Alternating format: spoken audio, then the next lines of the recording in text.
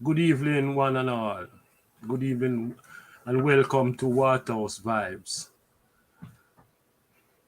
I am Michael Nita, your host, and with me, a co-host, Mr. Wilfred Rattigan, former FBI agent and attorney at law,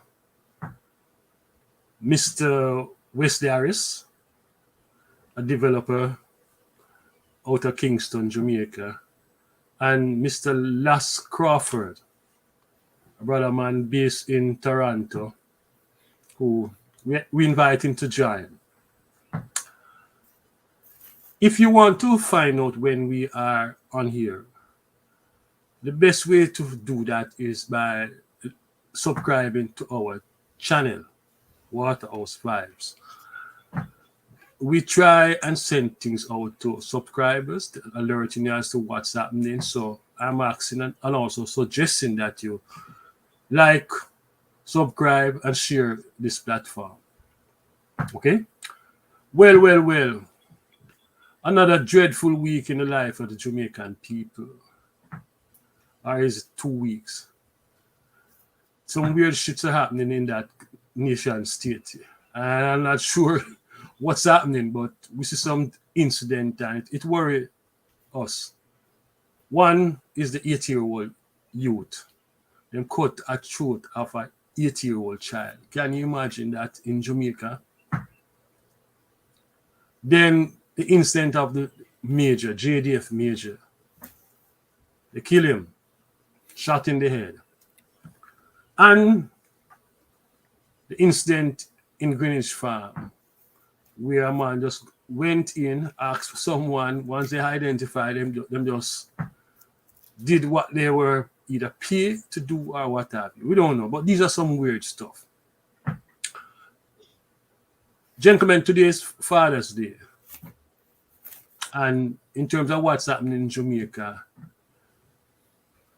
I probably can conclude, and you guys might agree with me, but I'm of the view that us men fuck up Jamaica. When you look around and see what's happening, most of the crimes are carried out by men.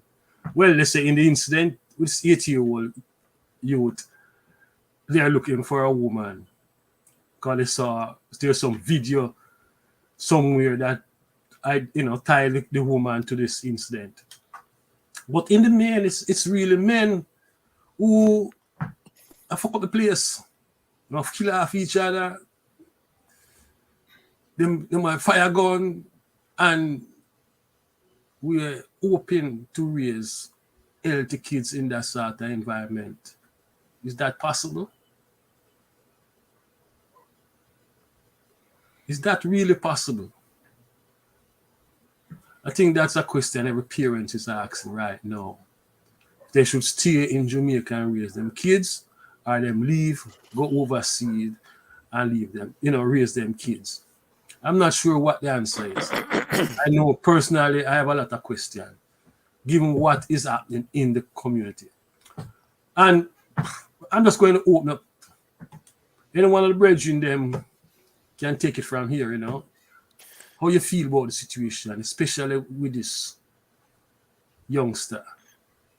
I'll start off, Mikey.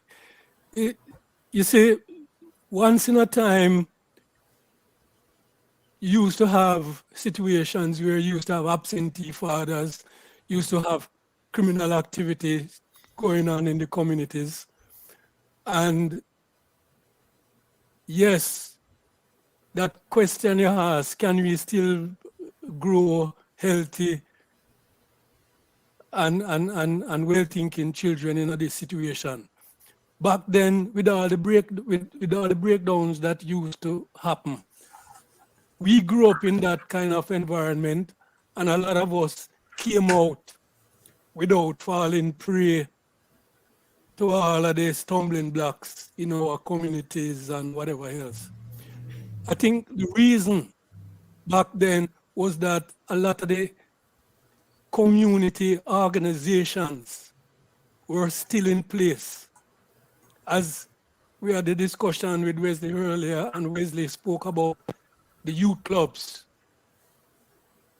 There were vibrant youth club systems operating right across Kingston, right across Jamaica, right? Even where there were no youth clubs, there were church programs, there were many different organizations still holding up a certain pillar in the community where youths, even though they may have come from a broken family or they may have been experiencing poverty. I remember growing up in a Kingston 11 back then, St. Patrick's Church was a pillar, right, in helping families to just to survive in these communities. I don't know that now the situation is the same. It seems as if most of these organizations that could give support to the family and to the wayward youths growing up, they seem to be non-existent, and partly we can blame the government, right? But it's not just the government to blame. Some of the other community service organizations, I don't know what the reason for some of them just to be almost defunct and not operational. I want to introduce Patrick McCarthy. He just joined the conversation. Patrick is a long time stalwart. Yeah, and I think he's familiar with some of us or whatever. But brother Patrick, welcome. Continue, Yes, Michael. Thank you. Yeah. Yeah, man, that's my introduction. Radigan, Wesley. Today is Father's Day, and I assume Happy Father's Day to everyone, man. Happy today Father's is Father's Day, and I assume that all of us here are fathers of one or more child, many children. I just want to tell each and every one of us that is in our own table today, happy Father's Day, because we need that. We need to big up ourselves. Those of us who are strong fathers, good fathers. Remember that as fathers, we were carrying the role of fathers, not just when we start having children. But remember, we were in the youth club, in the organization, on the street corner, and we were protecting the young ones. And we were playing that role, right? As fathers and big brothers and so forth. So it is very good to know that today people are celebrating Father's Day more than what it was a couple of years ago. Right? The history of Father's Day came about in 1908 when a mine in Virginia got in problem and exploded, and 300 miners died. And the women at that time, wives and sisters and cousins and aunties and those things came together to set up the Father's Day movement to honor those men. And 1910 after, it became more established to celebrate fathers. So I want to celebrate father. I know I am a father. I know I play my part as a father. And I will continue to play my part as a father in the society and in the society that I live in, to help to bring the youth in the society, young women, young men, to understand the role of manhood. And that is important. Right? So we need to know that people need. There's a survey came out last week, about father, because they are saying that fathers are missing, right, in Jamaica. But fathers, some are missing, some are not, right? Some don't take up their responsibility because they are afraid of taking up responsibility. Some take it up, some don't take it up because they say that the child is not theirs. We know the survey what it say about child and fatherless child because of what happened in terms of women and their carry on with some things, right? It is saying that 37% of male children in the inner city community don't have fathers. Because why?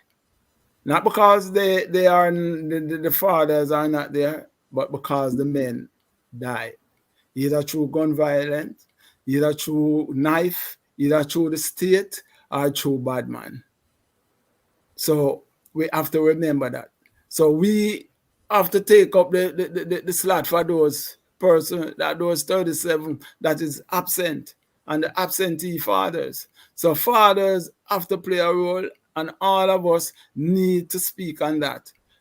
In this program, I think we need to emphasize constantly that fathers need to come in and play a role. So that is where I am on that for now. Patrick Radigan. All right. Patrick look like he married something, man. So, Patrick married. No, regarding, first of all, happy Father's Day to everyone. But I question the word father, and I'll tell you why. Because anybody can be a father. I think it should be like Daddy Day. Because you have a lot of children who growing up fatherless, but they have a daddy. You ever hear about the mother who fathered me, right? And so what we find is, like, especially in the inner city community, and when I was growing up, you have a lot of father. They're basically like sperm donors. And I know some of your viewing audience right now, at least I know of one person who would agree with me. A female would agree with me that some of them men are like sperm donors. Them come in, them have relations with the women get pregnant, and then you don't hear from them again, or hear from them once in a while. And that woman has to be the mother and the father for that child. But not only that, the community has a role to play. I mean, when I was growing up, you have a whole heap of what you call stray picnic, right? But your neighbor would have look out for your children or another family member. Them days is like bygone days now. The society has gone to the point now where, I mean, you reach a certain age and stage, and you consider that a grown person, because the respect, the dignity, all those things have fallen by the wayside. So I would have liked to big up all of the daddies, them, not just the father, but the daddies, the people who stay around and ensure that the children them get all the necessary ingredients to grow up to be productive members of society.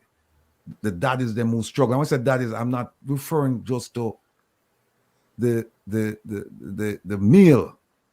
I'm not referring only to males. I'm also referring to women who act like fathers or daddies. So we have to also include the community. Community play a great role, and I think it was last who mentioned St. Patrick's, the school that was like a headquarters for children. We used to just go there and hang out and play football and talk about the various organizations. We have to big up them organizations too, because as them say, take a village to raise a child.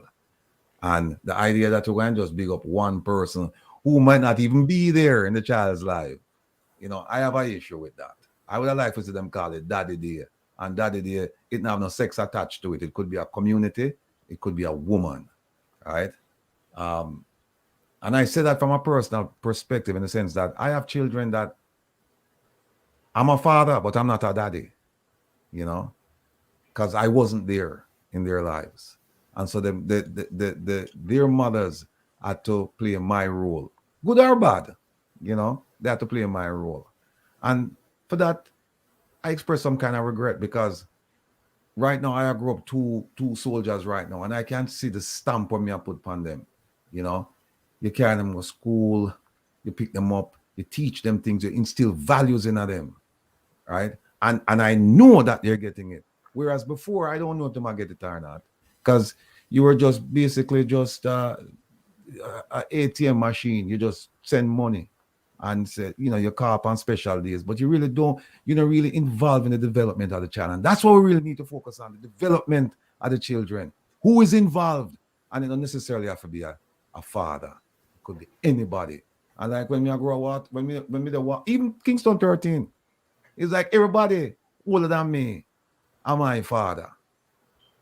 Everybody older than me and my father, because everybody a look out for you. Everybody a look out for you. Them days gone. We need to bring them days back. How we do it? That's a challenge. Patrick, you want to say something on this topic? Yes, definitely. You know, I came into the discussion a little bit late, so I kind of missed the first part, but I get the gist of it in terms of, you know, what's being discussed. It's our take on fatherhood, and this is a real vital subject, because it is one which touch all of us, everyone. There's no exception, right? Whether you have fathered a child or you have not fathered a child, it's a subject that's important to us, right? And I just want to take a piece out of what Ratty just said in terms of you know, father and the community, is that being a father, the responsibility of being a father is not just a responsibility to your immediate children or your immediate child, but is a community responsibility as well. It's a national responsibility as well. You know, I have always been of the opinion since I was pretty young, right? Because I started fatherhood when I was still pretty young. And that opinion is that you haven't really loved your child until you love all children, right? That is part of my own philosophy, right? In order to really understand the love that I have for my child, I have to have that love for all children, you know? And that is something which I still hold to this day, right? As a foundation, as a part of the foundation of my fatherly principles.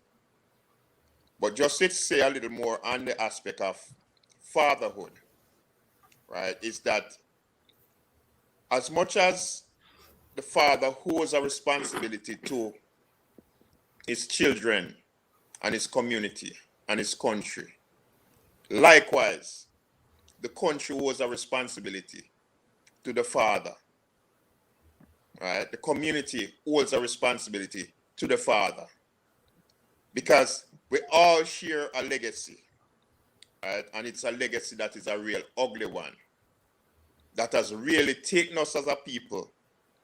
And the main thing that it has done to us in terms of this legacy is that it has destroyed family life, right? If we look into our deepest history, we know that family is a fundamental principle, right, of life, right? If we go all the way back to the continent in terms of how we lived before all of this, right? That's what the founding principle was, right? The father takes on a responsibility in his family first, and it's families that make up communities, and then communities that make up countries.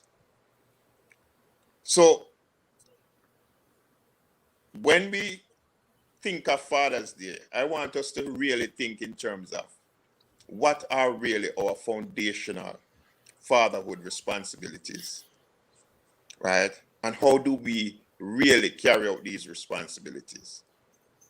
All right, I'll just hold it at that for now. Well, I want to say that there's some things said here that I agree with, and some things I do not agree with. And I say that because we live in a society that castrates men, black men.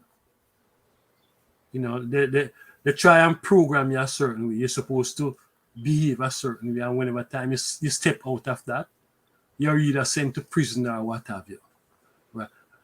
I grew up in a community. In fact, I know one man who had like 6 different baby mothers stretching from Riverton City up to Samarkand. You know, and he apparently he was doing well. All his kids, them love him and what have you. You know, and that sort of behavior was celebrated because well, a man they have a whoop pitney and what have you. A real man. Yeah. You understand me? So I think in terms of discussing this topic, we have to look, and I agree with Patrick, we have to look at the historical stuff. How the society treat black men, the Jamaican society, how it treat black men. You know? And if you come from below halfway tree, you're treated a certain way. Above halfway tree,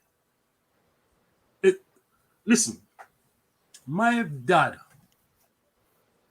in all his time on this earth, right, main focus was to train me so that I can look like his friends and his associates. I can reflect their values, not who I am. Because well, him come from a certain family background and certain things he want to maintain and what have you. You know, and the restriction on your freedom as a male in a Jamaican society is something that we don't talk about. We don't talk about in terms of the expectation of what when we say a father, what is it we expect of the father? What exactly do we expect of the father? And with that question, well, think about that. Take it further. Look at the Jamaican society and the role of men in the Jamaican society. As I I said again, us men fuck up Jamaica. Excuse me, French. And that's something is you can ask any woman.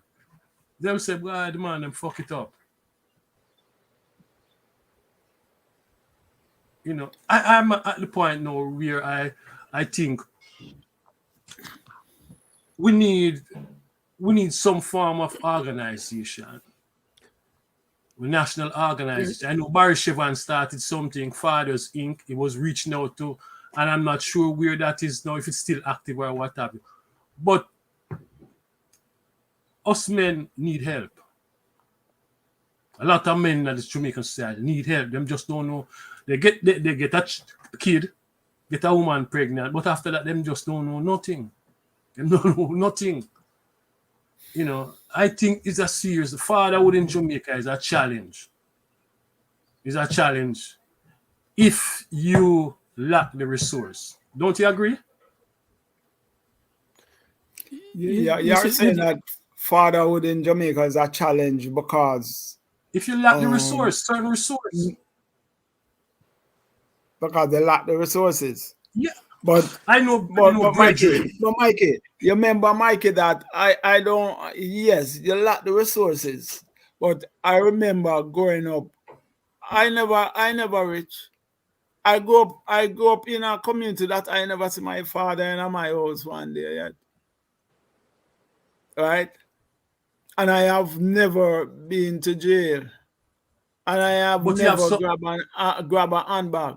I have never do 99% of the things that people do. Right? True. Because what you have someone, brethren, you have someone, as him say, he have to go look at food for him having picnic for mine. I have to go look at food. I know of brethren where get killed and look food out there because I'm saying I'm having kids, I'm now make them suffer. You know, that's the reality. See, when me think, Mikey, the role of father, there's two things to it. Lads, You have, you sound low, lads. You can come in a bit. I don't know Step if your back. mic on. Yeah. you hear me now? Yeah, Go you ahead. a bit better. You sure it's not because I'm hoarse? Oh, No, really? man. Go ahead. Go ahead, man. Okay. I'm saying the fatherhood, there's two aspects to fatherhood that I see. I see one in terms of personal responsibility, and I see the next role in terms of support from the community and from government or whatever agencies to help fathers to actually carry out them responsibilities. In terms of personal responsibility, it takes the father taking responsibility of himself at the situation that him find himself in. Him is a father, he need to man up and take care of him youth, live up to whatever responsibilities that having a youth or bringing up a child entails. But on the other side, I think the society itself put some strain, at least in the Jamaican context, where women in our society conditioned to see men in a certain way, Of course. right? And that way in which them see men put additional strain on the man, right? Because the man, regardless of his circumstances, him supposed to find the school Provide. fee. Him is the Yep. provider, Yep. right? And regardless of his circumstances, he must be that provider. And if he is not the provider that he's supposed to be, him worthless. Of course. You understand? That put a psychological strain, in my view, on the man. And some man under that strain cap out. Some man just cap out, just say, boy, I can't take this, Tomorrow him disappear. You understand? Because one, there's no social support to help him carry out his role as a father. Okay, what happens when a father in Jamaica is not working and he's expected to provide for his family? Where can he go to seek help? Are there institutions inside the look at country? food. You must look at food. But are there institutions in the society that can give him the help, go look the food the way that we know most of the man them go look the food? You understand? Is there that kind of support built in the system, right? We're going to show any kind of sympathy towards the man who can provide for him kids, right? Most of us grow up with youth in our communities where, some of them irresponsible and them have more youth than them can support. But some of them willing to work and to do other things than go out the road, go step. But where should they turn? Who is pointing them to these organizations? And where are these organizations? Yeah, the only thing right now them offer male in Jamaica is prison. That's the only thing right now, It seems as if there's a campaign and just want to send the brethren them a prison, the youth them a prison. And they're not putting in the sort of thing that you have in mind in the institution. You understand me? They're not doing that. So you have more youth end up a prison. Yeah. Let me hear the others brethren them now. Where they them think. One other question before anybody else speak. I realize the discussion is saying that economics, yes, we need to have fathers who can ensure that food put on the table. But it's just that role that father is supposed to play in terms of just providing economically for their family.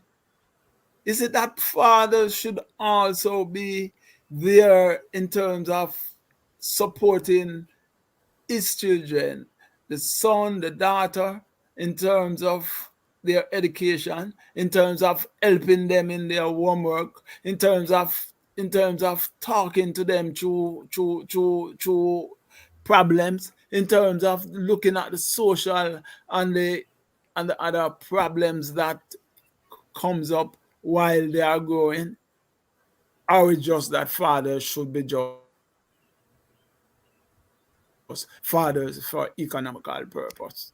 We need to explore that. It's not just about economics, Wesley.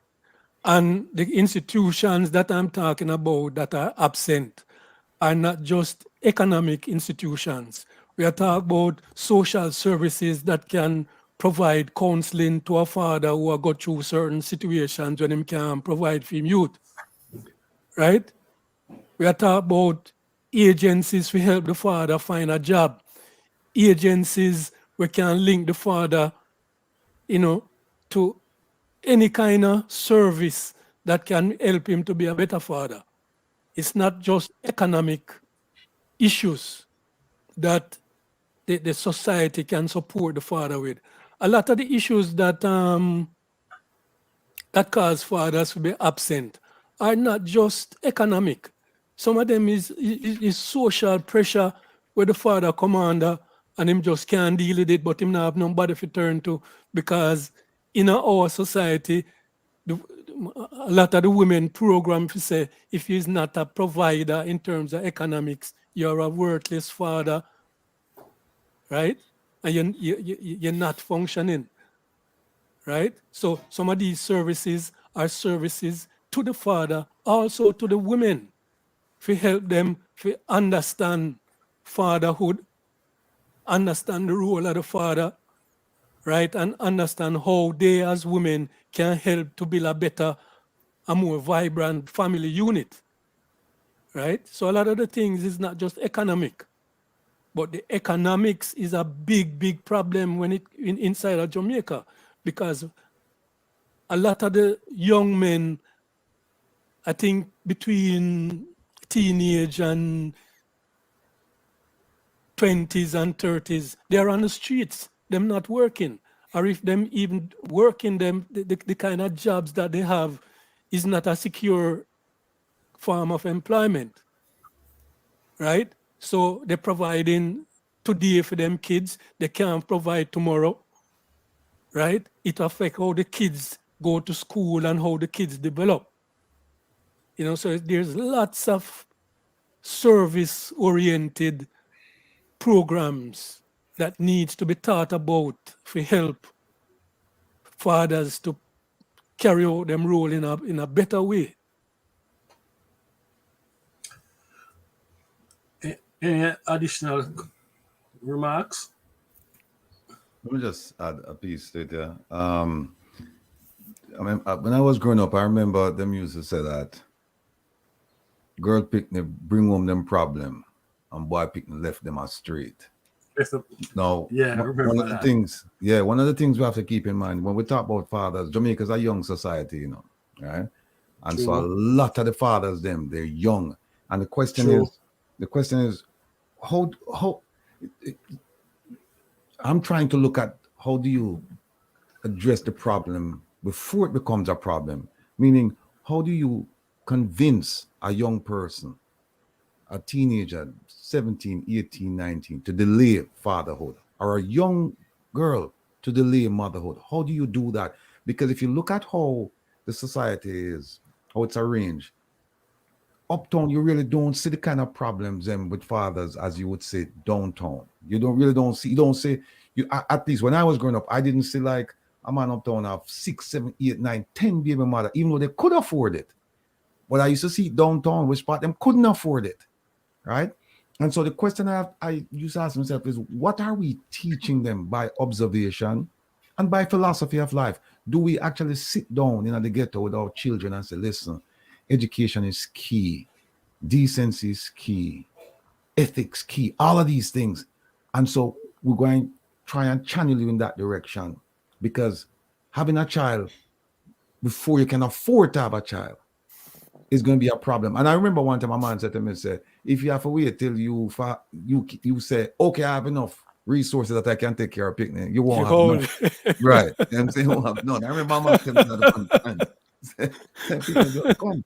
But the question is, how do you teach a young person to be responsible and delay fatherhood? And then if that doesn't work, how do you teach somebody who's 18 years old, right, or 17 years old, still in school, and get a girl pregnant? How do you teach that person to be responsible? Them don't know nothing about life yet. Them still a search them way through. And then keep in mind that a lot of the men, young men between like, because I know people in Jamaica who have kids and I'm 15, 15, 16, 17, 18. How do you teach somebody like that to be a father? Because remember now, you are to some degree a product of your environment. And this is where I say all around him, a man have 5, 6 women, and them go up on the corner and them talk and say, yeah, man have 6, man, my breed, How do you curtail that? How do you stop that and say, no, brethren, that's not education. Yeah, but how do you provide that education? Is it in the schools? Is it in the churches? Is it in the community? Because the community will do it. And that's why I say, what do you teach your children by observation or by philosophy? When you talk to them, what do you say to them? When they look around you, what do they see? Because you can tell him that, you can tell a young man that, but he must spend most of time not with you, with him friends. And that, so what you are telling him is counteracted by what him actually I see. And what them are telling him. How do you deal with that kind of behavior? And what role should government play in that situation? Should government step in now and provide, I remember Ernest Smith did do a song about delaying fatherhood. I don't remember the name of the song. But he was talking about that, you need to think about your future before you start getting involved and having these babies, because you're not ready. And that is it. How do you teach them to become ready to become parents, good, solid parents that can provide a foundation for the children? I don't know how you're going to do that, because some people might say it's a government responsibility, but the government, you can't say the government is irresponsible in doing other things. So this is not even a priority for the government. So this is going to fall back right on the community and the organizations within the community and parents. And if we start with the premise that most of these young men, they don't have 2 parents in the home. They have one, and then they have their friends. I don't. And then the other thing is, they said, mother's baby, father's maybe.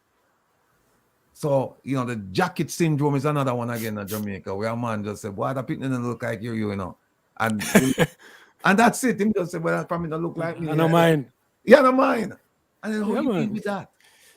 You see, Radigan, you raise up important issue, about the contradiction in terms of what we need to be teaching our young men and what the society is teaching them. It's the same thing with the criminal, some aspects of the criminal activity. I agree. You, as a parent, teaching your youth that, boy, don't take up the gun. It's counterproductive. It's not a good life. You're going dead soon. And people not going to like you, love you in society. While when him go up on the corner, him are the big Dan. Him is the man on the corner. Him is the man with the influence. Him is the man who have the respect. Right? So it's a counter thing happening in our society. The same thing with fatherhood.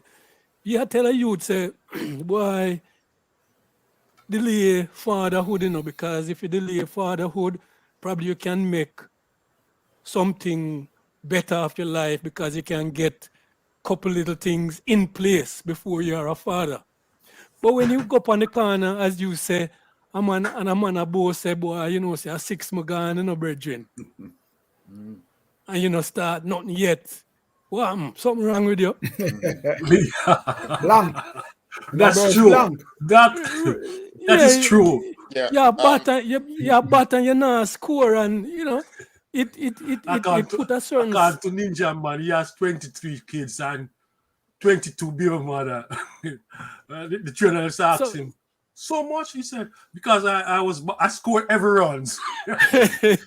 you know, so it's like while we saying there's a responsibility to teach the youths certain attitudes, there's a counter culture outside of what we want to teach them that is saying this other side is the better side, and it's better to So be on last, that side. Yeah. But last. if I Why is can it just that jump in. when we were growing up, because we are gonna always go back to us, because we have to use ourselves as the example. Yes. That counter force wasn't there to split us and lead us into a life of crime. It was always there. Mm-hmm. It was always there when we growing But up, why you know. we didn't? And well, I know. It was always there. Some of us fall to it at varying degrees, right? Most of us never totally escape it, you know. We fall to it to varying degrees. And some of us able, when we become adults or close to adulthood, pull ourselves back. But it was always there. But what's missing now that that is that there are more responsible adults around us, and more caring adults. Even some of the man them who weren't much older than us, the attitude was different from now, because them see us as a little brother, and even some motherfucker gonna go tell us, boy, you know, so the road there, don't, you know, if you do that and if you go to school and you see me deal it. No, all of that is absent in the communities. You know, have no caring, right, from the elder youth. Them are from, you know, most of the older youths, most of the older people are no longer there. You know, If I so can just jump in at this point and throw in my 2 cents worth. I think that we can all agree that however we deal with life is gonna be based on what we think we know. And when I say that, I mean what we think we might have learned, or how we think it should be. And this comes primarily from the course that we might have taken in life. Using myself as an example, I grew up in what I would simply describe as an ideal situation. Right? I had both my parents. I greatly admired my parents because I see them navigate this life like, them did wealthy. It's only when I was much older, became an adult, a full adult, that I understand that it never have a thing to do with money in terms of how they handle the whole life situation. Yet, I never know what it was to want for anything, right? And my style was that I so admired my parents that my thing was that when I grew up, I want to have a family and, operate just like how I see my parents operate. Fatherhood is not a single role. Fatherhood comes with responsibility, which involves the mother as well, right? It's not just one parent that is responsible for a child, but two parents actually, right? What we have come to see is commonplace in our society is single parenthood. We see more of that than we do see households with two parents. And then even in some households with two parents, right, many times they end up in divorce or they end up in separation for whatever reasons.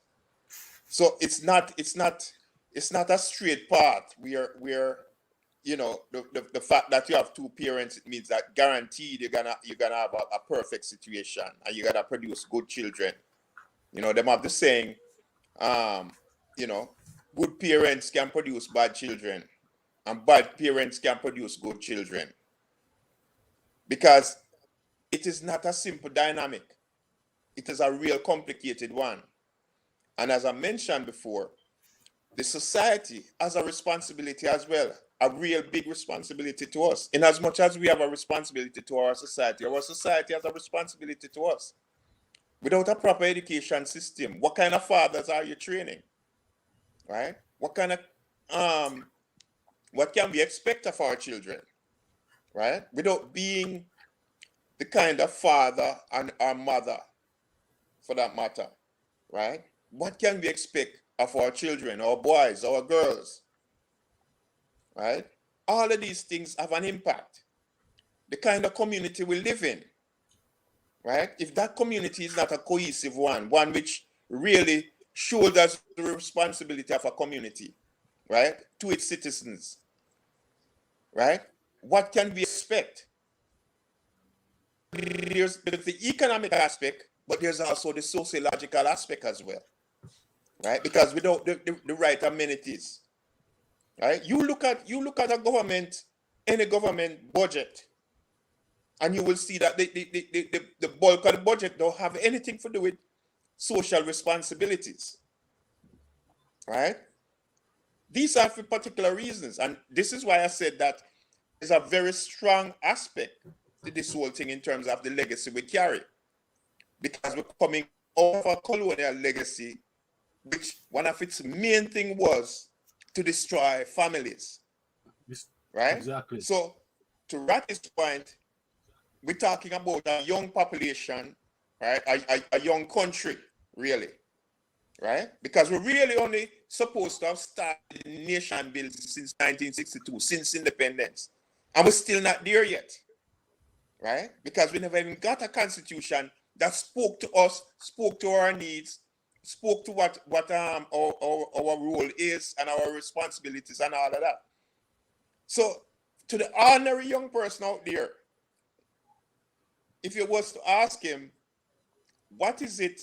How do you see a father? How do you see a person taking on the role of a father? What should that be? Right? He would hardly have an answer for you, because it's something he has probably never been taught. It's something he has never even given thought to, right? Beyond, you know, the biological aspect, right? You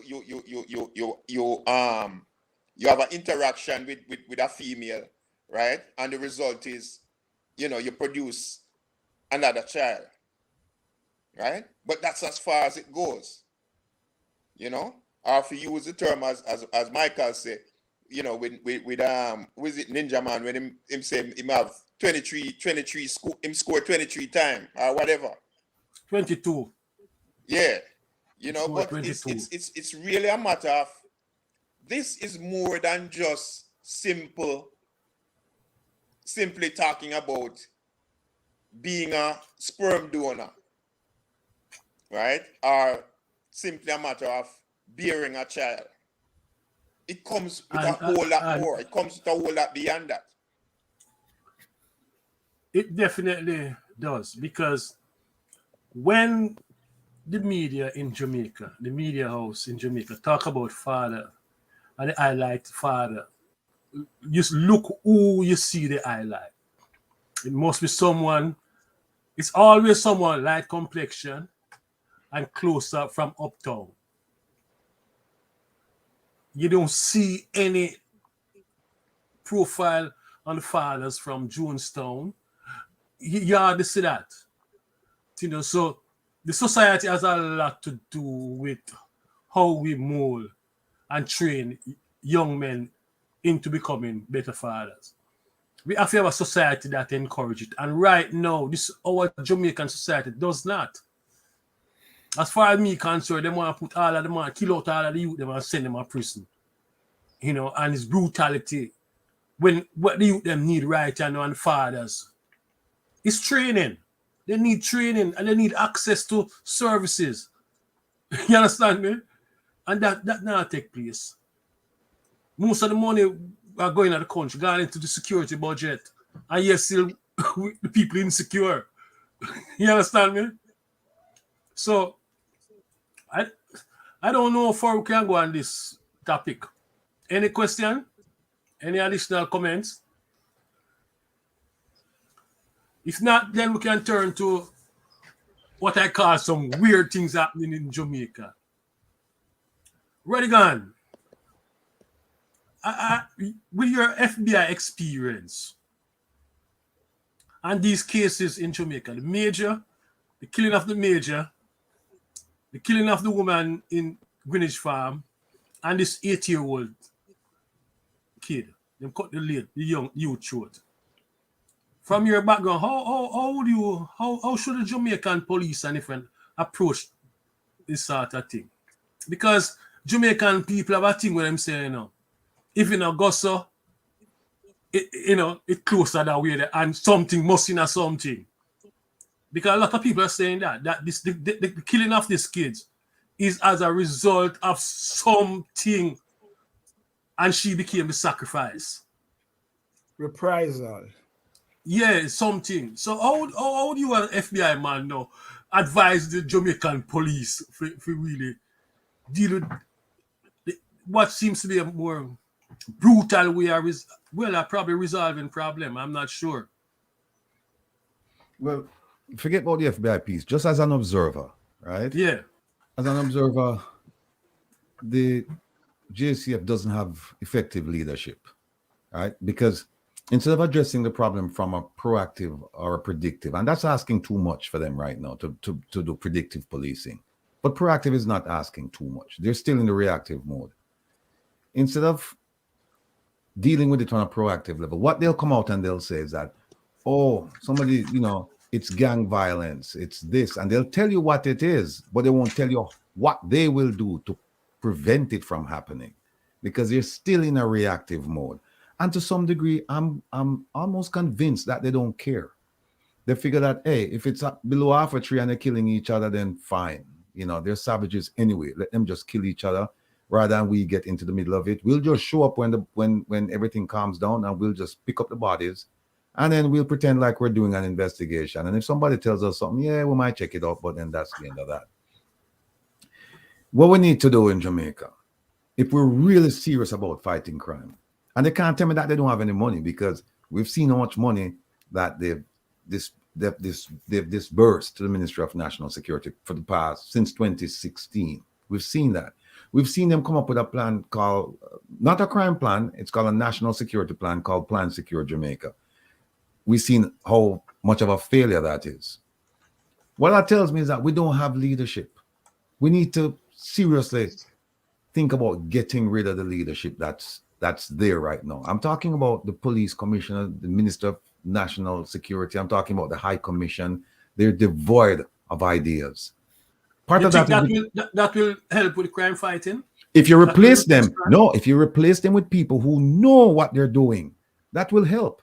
If you have people just occupying seats up there, just a warm body, that's not gonna address the crime problem. Because remember now, we know they just did an exposition and tell you how much equipment and resources and training and all that they have.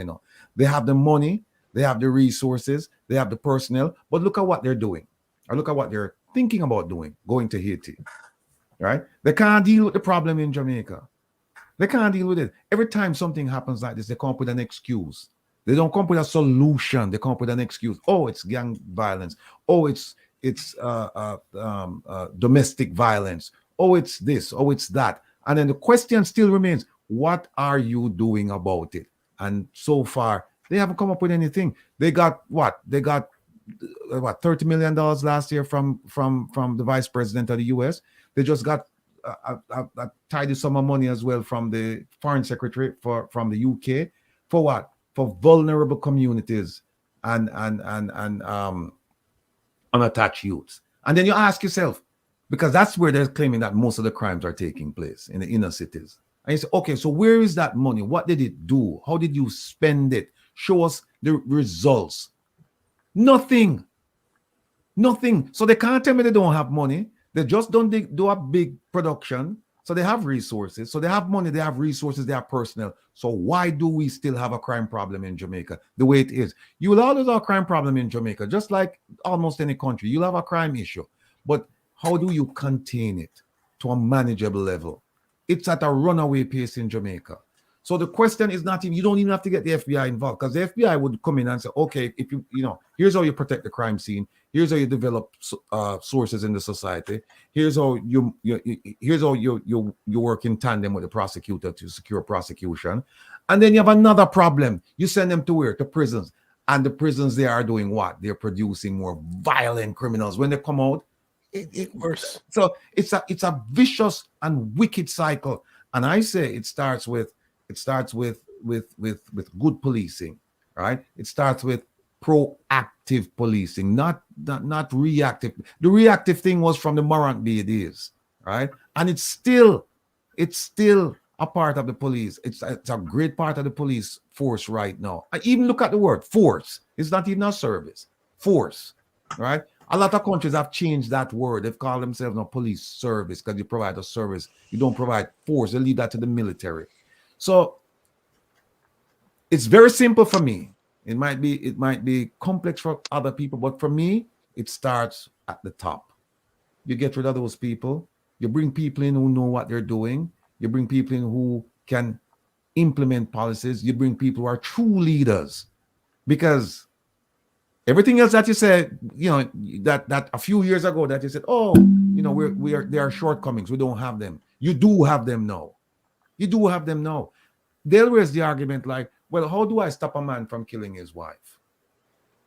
Right? Because that's domestic. It happens inside the house. And guess what? There are signs before a man kill his wife. A man will just get up so with nothing at all on his mind and just stab his wife to death. There are signs, right? And if you are on a good intelligence program, these are the things that you would know about. If you are on a good intelligence program, they would know about that, Watty. Or they would know about that. Very simple. I'll give you one example. We have a program in the FBI called the FBI Citizens Academy, right? And what they do is they go out, and I think it's once or twice a year. Every field office is required to have this. And they go out in the community and they bring people in and they have them for about 12 weeks or so. And what they do is they demystify the FBI, because, the FBI is not exactly as it's depicted on screen. So they bring them in, and then they bring in all other managers, every single one of them, and they have to explain their program. They have to answer questions. And what you're actually doing, you're indoctrinating these people. You're removing that barrier. You're making them part of who you are. And you'd be surprised that a lot of things, I can't begin to tell you when I was in Mississippi, how many times people call me and they would say to me, hey, listen, there's a strange person who just moved into the neighborhood. There is this, there's that. The domestic thing, somebody would have called and say, hey, listen, this man I beat his wife and blah, blah, blah. They're having some severe arguments. And either the locals, and that would be a local matter, but we would get that call, right? And at times, we would even go out with the locals to develop this kind of relationship, because you never know because we see every person as a potential source. We see every person as a source of information. And so that's one way that you could do it, but they don't do it. They talk about community policing. How the hell can you have a community policing structure and you have so many things going on in the community, and when they happen, they come as a surprise to the police? How? Again, I can answer that question. Go, please. Because corrupt police officers, people just don't trust them. And you get corrupt police officers when you have leaders who don't give a damn about corruption, or they don't know how to fight corruption. That's you heard about those two police officers who robbed the Chinese business people. Yeah. And they caught them at the airport. Yes, I heard about that. One of those constables were also charged for the death of Kentucky Kid, that reggae artist, Mm-hmm. Corrupt. So there's a corruption within the police force, and I'm wondering if that is what is preventing the police from getting on top of these things. Micah, Listen, that is one that certainly is one of the issues. But I'm telling you, the issue, the main issue is that we don't have effective leadership. If you don't have effective leadership, you can't have an effective service. You cannot. You have people there who they're collecting a paycheck. In fact, this police commissioner is the highest paid commissioner in the history of the JCF. And you're saying Huh? effective leadership would prevent someone from cutting that young miss throat? No, what I'm saying, effective leadership would help in containing crime. You can't stop every crime, but what we have in Jamaica is a crime spree. It's a crime spree. People just do whatever them feel like. Well, on, you see them pass laws, the Firearms Act, and them come up with Bail Act, and them come up with this, and tell me, do you think that has stopped people from committing crime? No. And by the way, it's full of loopholes still. We don't have time. I can go through and tell you about the loopholes in those laws, But because it comes back to leadership, and if you don't have good leaders, then you're going to have bad followers. It's that simple. People think it's a free for all, and they can just do whatever they want to do. One of the things that I've noticed with the JCF, somebody have information, a policeman might have information that should go up, and him keep it to himself, and him work with that information. In the FBI, that's the road to death. You have to brief things up. Your superiors must know what's going on, what you're doing, what you're involved in. And part of that is because they have something called a file review every 90 days. So you have to come in and sit down with your supervisor and bring in all of your files. And one of the critical elements, source development. One of the first things they ask, okay, let me see your source files. You better have source files. You better have people telling you what's going on. Because even if you have people on the book saying that these are sources, they're going to open the file and look and say, what information have they provided you? And if they haven't provided you any information, then, dog name your supper. So this is what I'm talking about. You need effective leadership, and you need an effective system. The JCF, by and large, it's still the way it was way back when it was formed after the Morant Bay Rebellion. Right? They've tinkered around the edges, but what they need to do wholesale changes. It's almost like the Constitution. You need to just rip it up and start all over. But people are afraid because one, they don't know what they're doing, and two, they think it's difficult. And it's not. It's only difficult before you start doing it. Once you start doing it and you start seeing the results, you're fine. Let me hear the others. Because I want to say something. I agree. Oh, sorry. You was going, Patrick? Yeah. I did want to just add something to what Ratty just said. Ratty, I think you cover a whole lot, but maybe the pace at which you cover it is a pace too fast for us to really digest how much critical points you actually raise. Because one of the most critical points you raise, right, is that the police force in Jamaica, right, the way it was formed and all of that, it was not formed for this time, for what we are facing now and all of that. And it has become more a part of the problem than a part of the solution. That's the one. The other thing is, the main point that you mentioned is the whole matter of responsibility. If you do have responsibility leadership, that spells corruption. And if you do have if you have corruption, you can't expect the top to be corrupt, right, and get good results, right? You can't expect the top to be corrupt and the bottom not corrupt. So it's really something for us to really pause and really examine carefully, because the whole thing about it is whatever problems we face requires our attention. Or we give it that attention is we conduct a study to see exactly what is the cause that brought about the results that we are seeing. Because that's the way the law works. It's cause and effect, right? You can't have poor leadership and get good results, right? And if you have proper leadership, then it means that the leadership is gonna take an organized approach, an approach that is practical, that make it work. The other aspect to what you raised, Ratty, as well, is It's the whole matter of the role that the community plays in policing as well. Because there's no way you can have a successful police force, right, without community cooperation. That is vital. It is vital. So you have raised all the vital points in terms of what is. Oh, Hold Patrick, on, drop let me say out. something there. Hold on.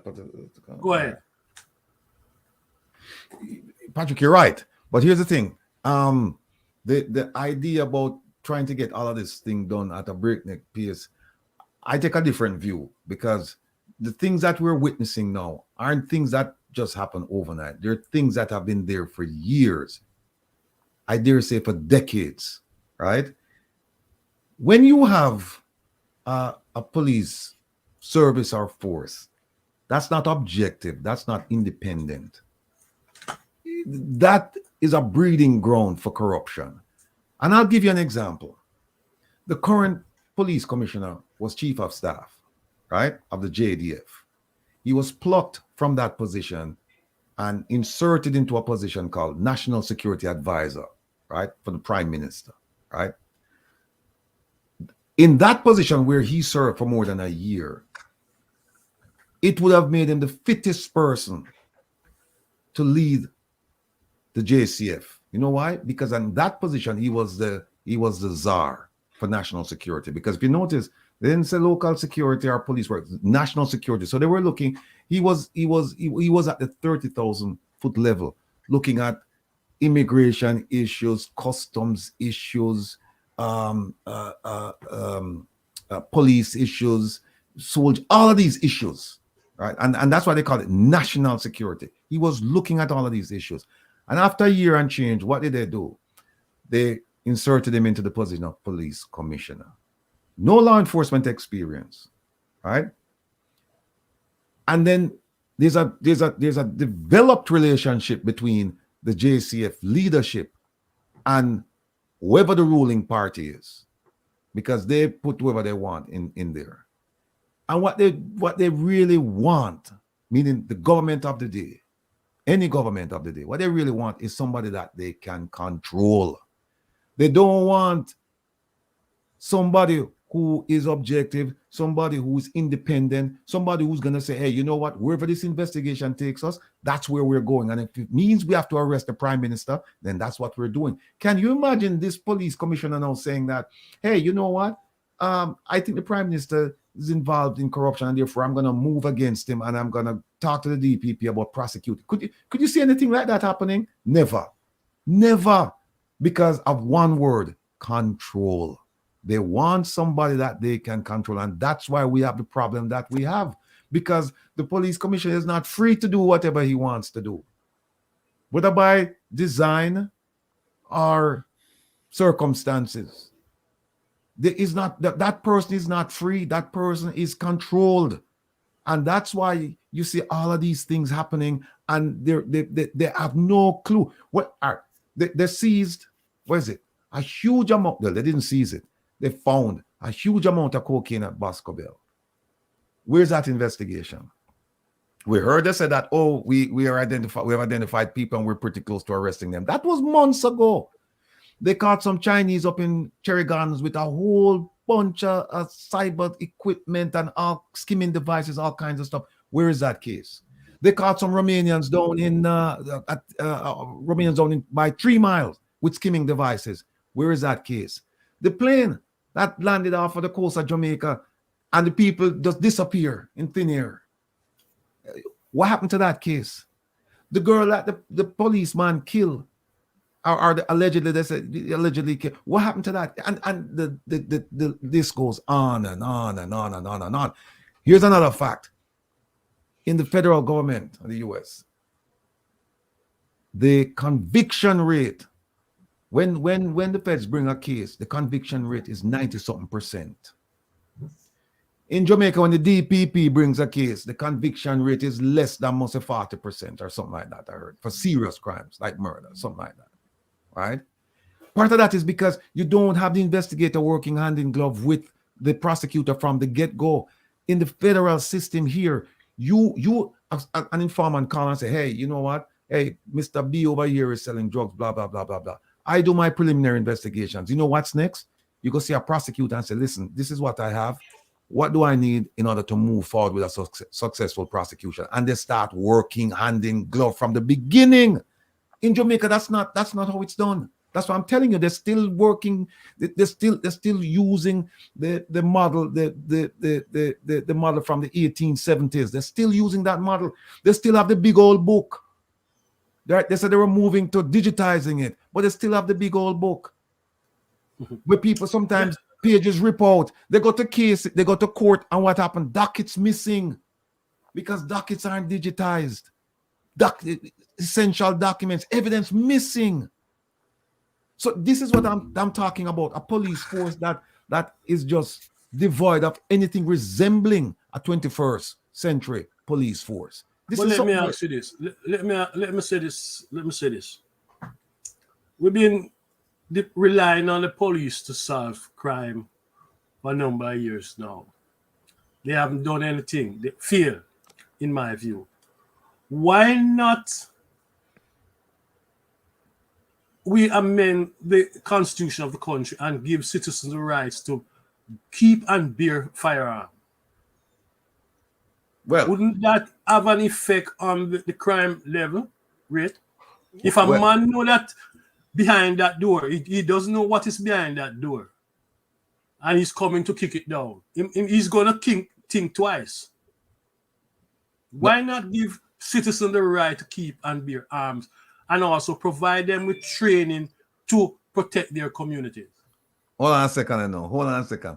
We just talk about communities below Alpha Tree when they have no resources and them have to go out and commit all kind of crimes to take care of them family. And now we have said, well, you know, maybe we should give everybody the right to carry a gun. The second thing is it open carry or concealed carry? To me, knowing our culture, I think at this point in time, maybe 100 years from now, but at this point in time, considering the economics of Jamaica, considering the political structure in Jamaica, considering everything in Jamaica, I think that would be a recipe for disaster. Yeah, you know what happened? You probably would have, you'd have find bodies all over the place. Bodies all over the place if you start saying, you know what, yeah, you have a right, carry a gun, man, no problem, man. Because if everybody know everybody have a gun, then that would prevent people from committing crime. I think it would be the opposite. They won't even think twice now. You finished, Mikey? Go ahead, Wesley. I have a serious problem with the, and I'm going back to the point that Rattigan made about the Commission of Police. I don't remember if you, and I'm gonna ask 3 questions. Is he an honest person? A person with integrity? Or a person with moral? Let me just say one thing.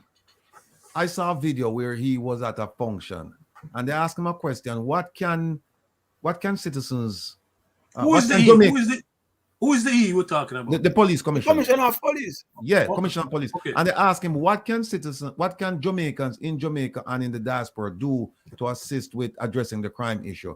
And one of the first things he said was that, well, I'm not here wearing my commissioner's hat. What kind of nonsense is that?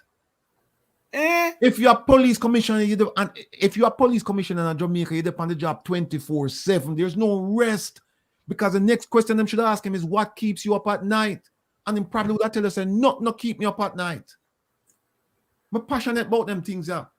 Because Jamaica is awash in crime and we need effective leadership. And when you have a man who's in charge of this, with crime left, right, center, up, top, north, south, everywhere, and him say, oh, I'm not here wearing my commissioner's hat.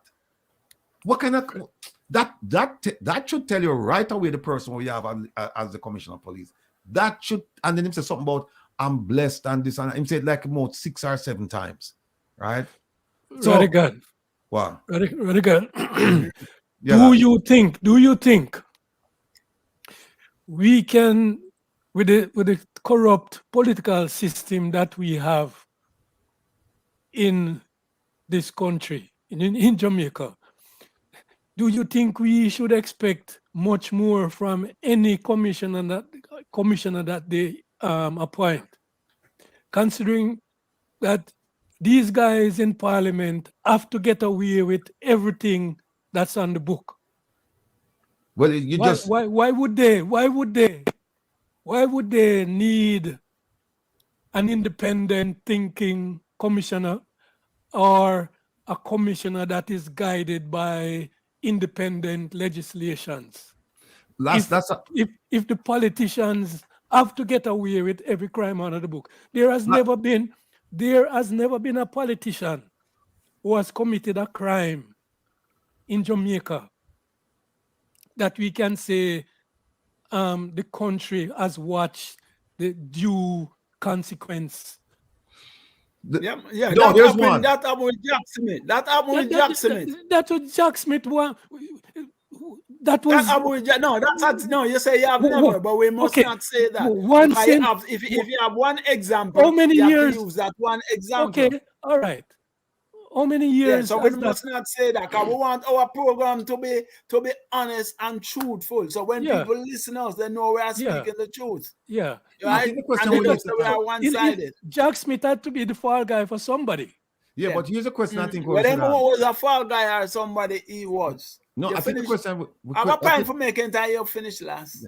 I think the question we should ask though is are we saying that only one politician in the history of Jamaica has ever committed a crime? I think the answer is no. Exactly. And so the question is, No. so wrong to them? Why are they in prison? Why? We must not say there was never. You understand? Because that's I get your point. I get your point. We must not say there was never. I get your point. I don't want. But last, you know what? Last, you're right. You're right because, and I go back to the point of control. Right, so they're not going to put somebody in there that's going to upset the apple cart. They're not going to do that, and that brings me to this point about a foundation I'm working on right now. And I just want to take a few seconds, Nita, to just talk about it. We realize that civil society in Jamaica and others, they're afraid of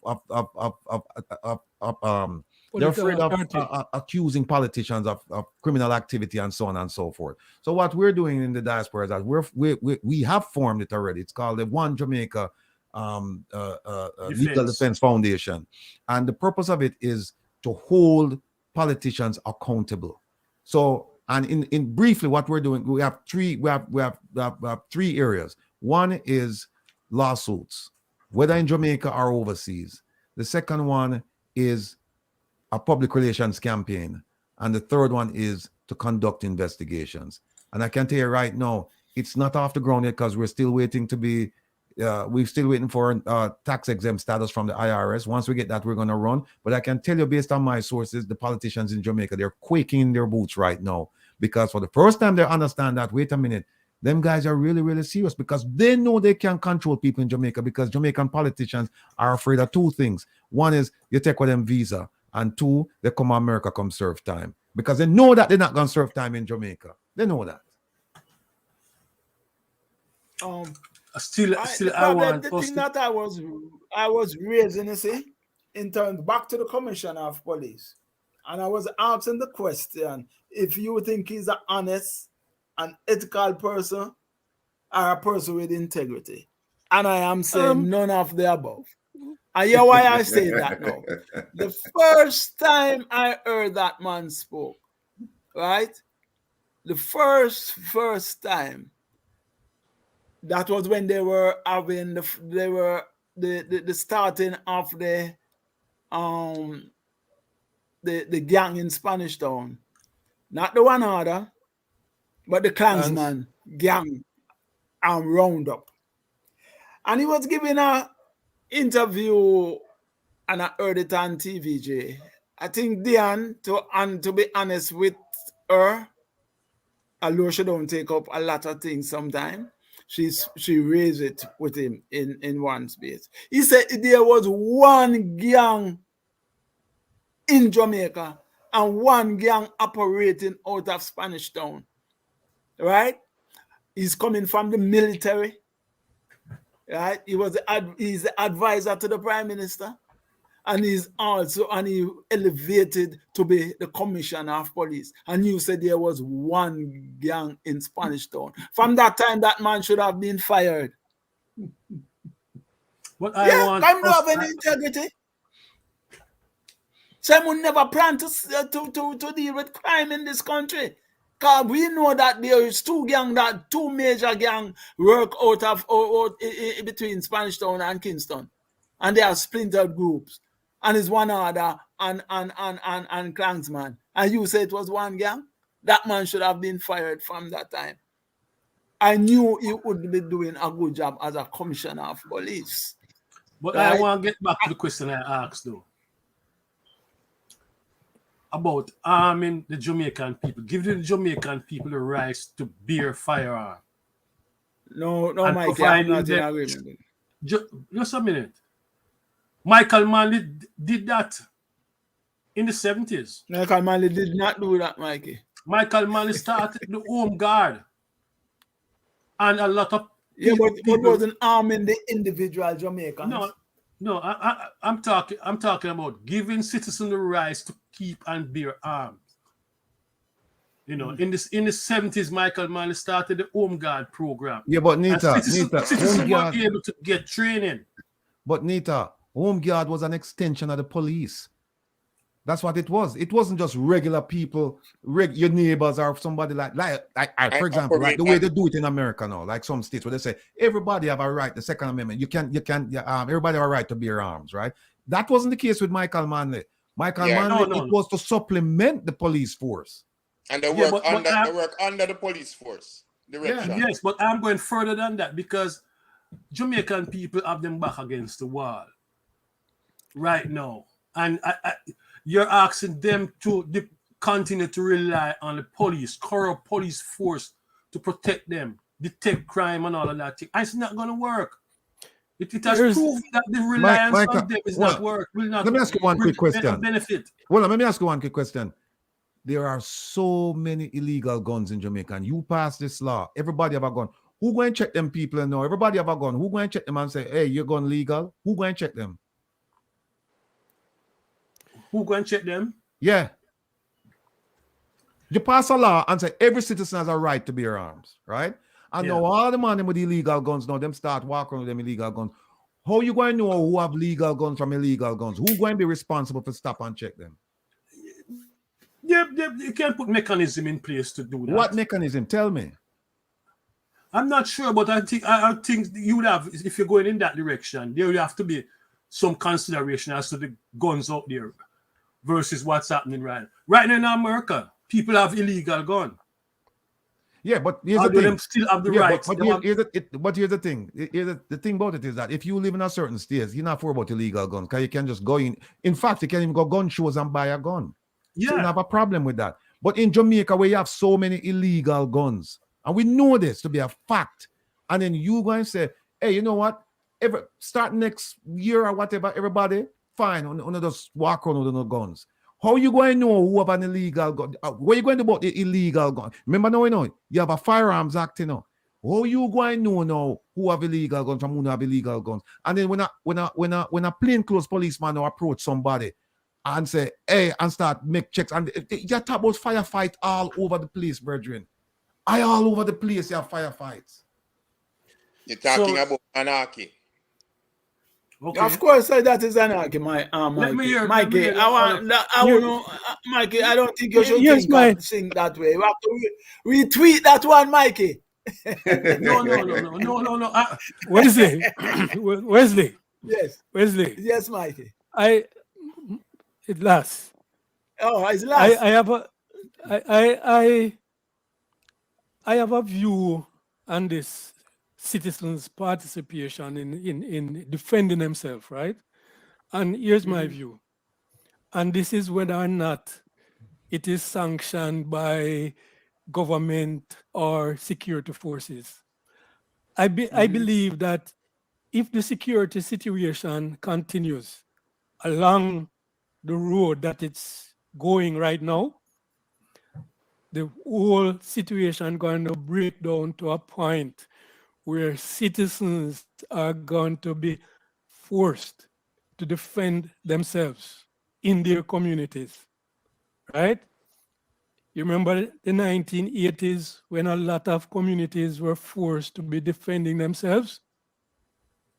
It is going to happen at some point in time if this present situation continues. And by defending themselves, I mean in communities where people see police force acting like some raiding party coming into them communities when something happen and not caring whether they're law-abiding citizens or criminals, just shooting everybody. People seeing all of that stuff, them go and try to defend themselves against the criminals in them community. And that will mean people through illegal means, right, will be forming groups, right, and resorting to vigilante actions. I see that coming if the present situation continues, because it cannot continue indefinitely that people just sit down in them communities and be And live in free, fear. But last, right, last, to criminals. I am. Last, just get Yeah, Jamaica yes. say something Hold before on, you go. let's finish now. I don't think what Wesley. you're saying is right. You know, is the way, because what happened? Because he are old. After Listen, correct this notion. Because I am home. Let me make a I am point in before. Jamaica. Wesley, Let let me him make finish. this point. Let's finish. Let me Yeah, let me finish. make this point before you continue. Remember, when the communities in the 70s and 80s were defending themselves, right? This wasn't because it was the right way to go legally or otherwise. It was the necessary thing that they had to do. They had no options. And right now with the disorganization in the police force, right? And the extent to which criminality is expanding in some communities, right? The situation is going to force citizens to take vigilante action, whether it is sanctioned by the government or the security forces. It's just but I just want to the ask you something, reality last. of I the want to ask you situation. something. I want to ask you something, last, to ask you to speak to. Yeah, man. Speak to let's pause for a moment, right? We're gonna look at what you just said, right? And I want to ask you this: if we're talking about a situation right now where the community basically is in the middle, right? Because you have fight. I will just call them fighting forces out there, right? Which comprise of random gunman or gang, however we want to label them, on the one hand, and then police on the other hand, right? And then of course the community in the middle, right? Who basically the community comprises of primarily victims, right? Exactly. Of this.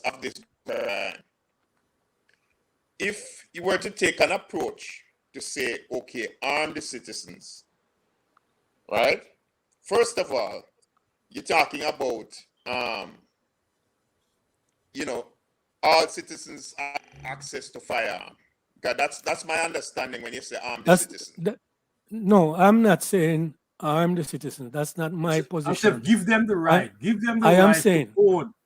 I am saying, with the present situation, if it continues along the line that it's going, people are going to arm themselves. They are going to find the means. They are going to find the means to try and defend themselves if the police is not defending them.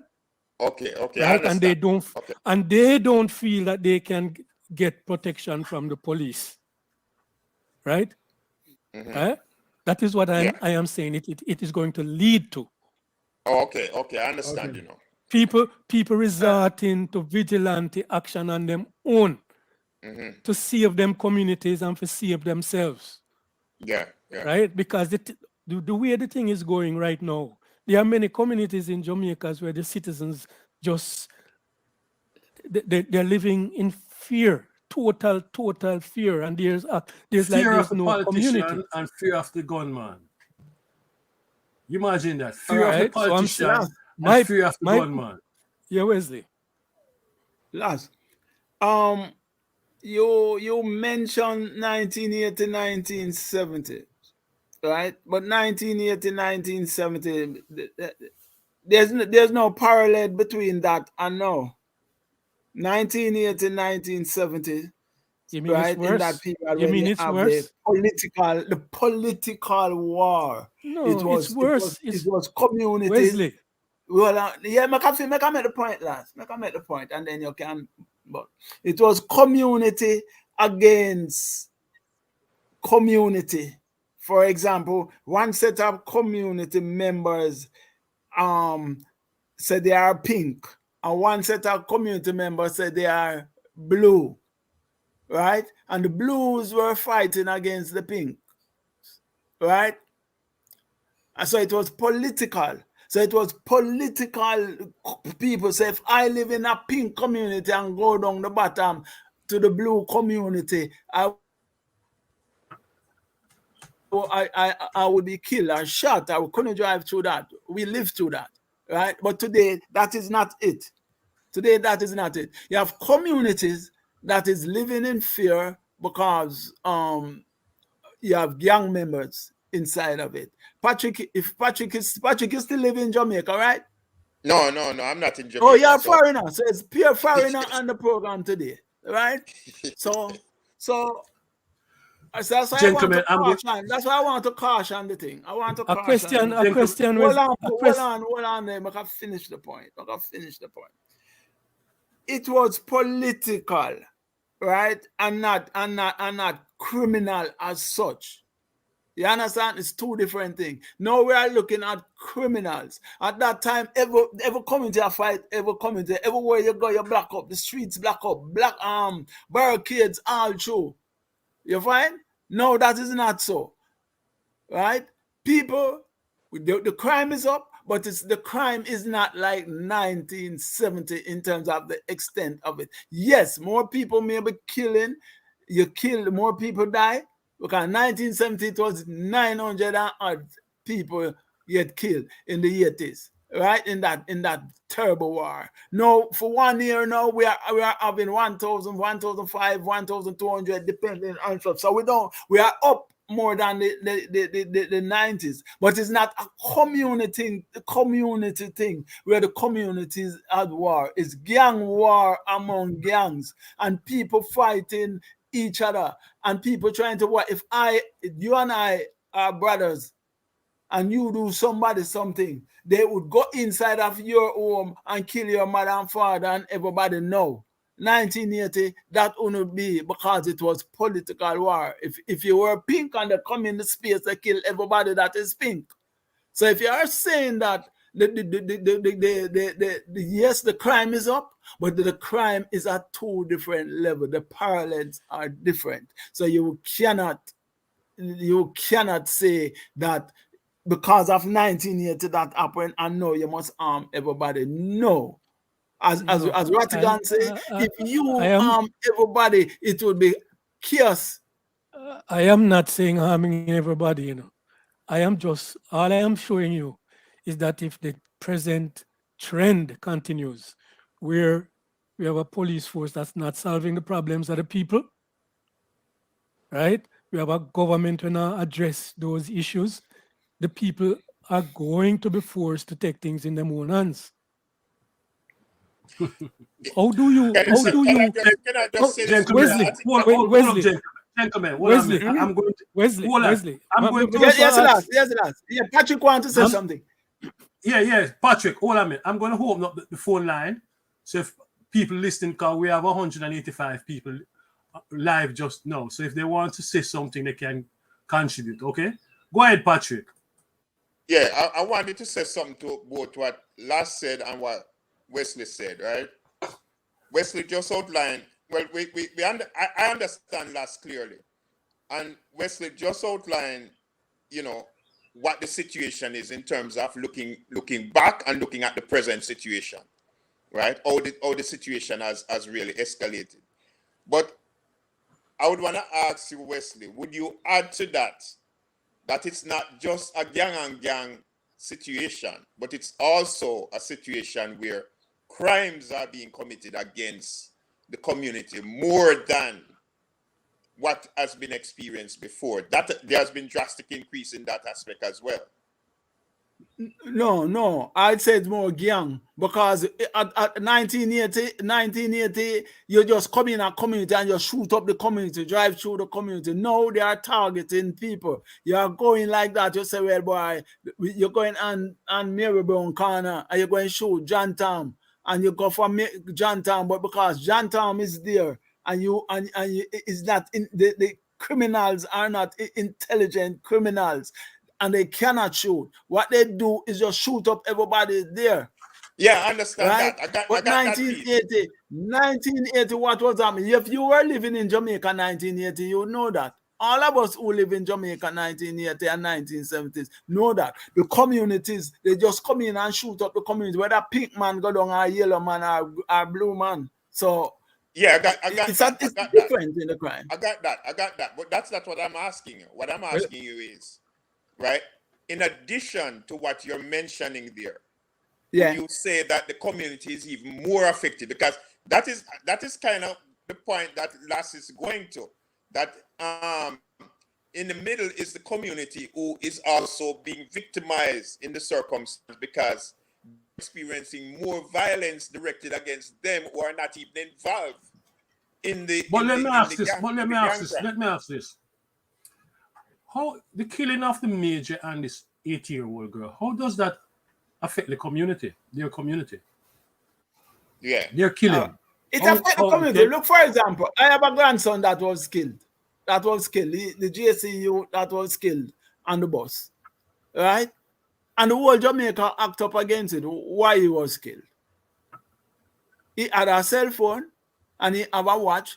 A watch, you know, those big watch that look like $200,000 watch. One of those YouTube watch, right? One of those watch. And he saw the watch and he tried to rob him on the bus. A third farmer JC, and he stabbed him up in the bus and he was killed 5 years, 6 years ago on the bus when the whole society was wild up, right? Good. You have isolated cases of criminal activity, but it concentrated in specific gangs and people, not on the community itself. And that is what I want to make clear. Because when you're outside there and you're talking about I disagree with you, Wesley. That is a community situation. And that's all I want to be clear. I disagree, Wesley. I disagree with you. I disagree with you. There are communities inside of Jamaica right now where it's gang rule, right? There are communities where the gang call the shots.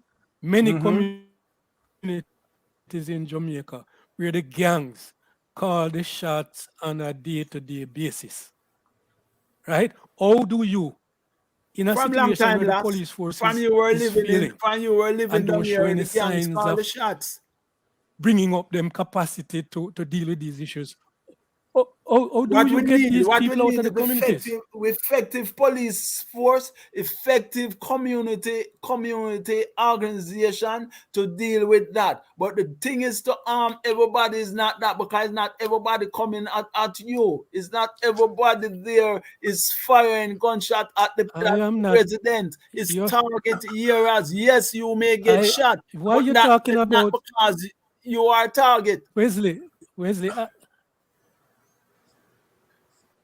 I'm not. I am living in Jamaica, so I'm saying what is there. I'm talking nothing about. No go so. I'm talking about people being forced to take vigilante action. Yeah, if you force, you do that. You get your one gun. Because of the and you do that. And you do what's supposed to do. You get your cutlass and you get your gun and you deal with that if people trouble you coming at you. But if you are saying that the communities is coming under fire and communities targeting and support like 1980, that's not true. And I don't want you people in the diaspora to believe that that is what happened, and we are under siege in Jamaica. Yes, criminal activities is up. Yes, people is more robberies taking place. Yes, it's like when they rob the bank, they bring shock the other day. They didn't matter who they kill. They just come to kill and rob, and then just shoot up everybody, shoot up the place. 7 people died. The next place, 5 people get shot. Right, but in that sense is less Wesley. people in terms of individual, yet it affects you as a community. It affects me as Jamaican to know that this is what is happening. But we have to separate the thing and don't put it like a community thing. It's not a community thing. Once in 19 years, every community was in turmoil. Wesley, hold up. Yeah.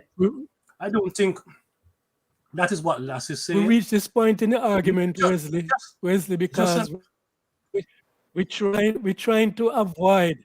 We reached this point in the argument because that is what we're trying to avoid while we're talking about some of the things that Radigan is talking about that is missing in the police force, because we don't want it to reach that situation where people feel that the forces that is supposed to defend them is not there and not showing any signs that it will ever have a backbone to be there for them, so and force them to resort to these kind of actions. That is why we reach this point in the conversation, because we're talking about what is lacking in the police force at this time.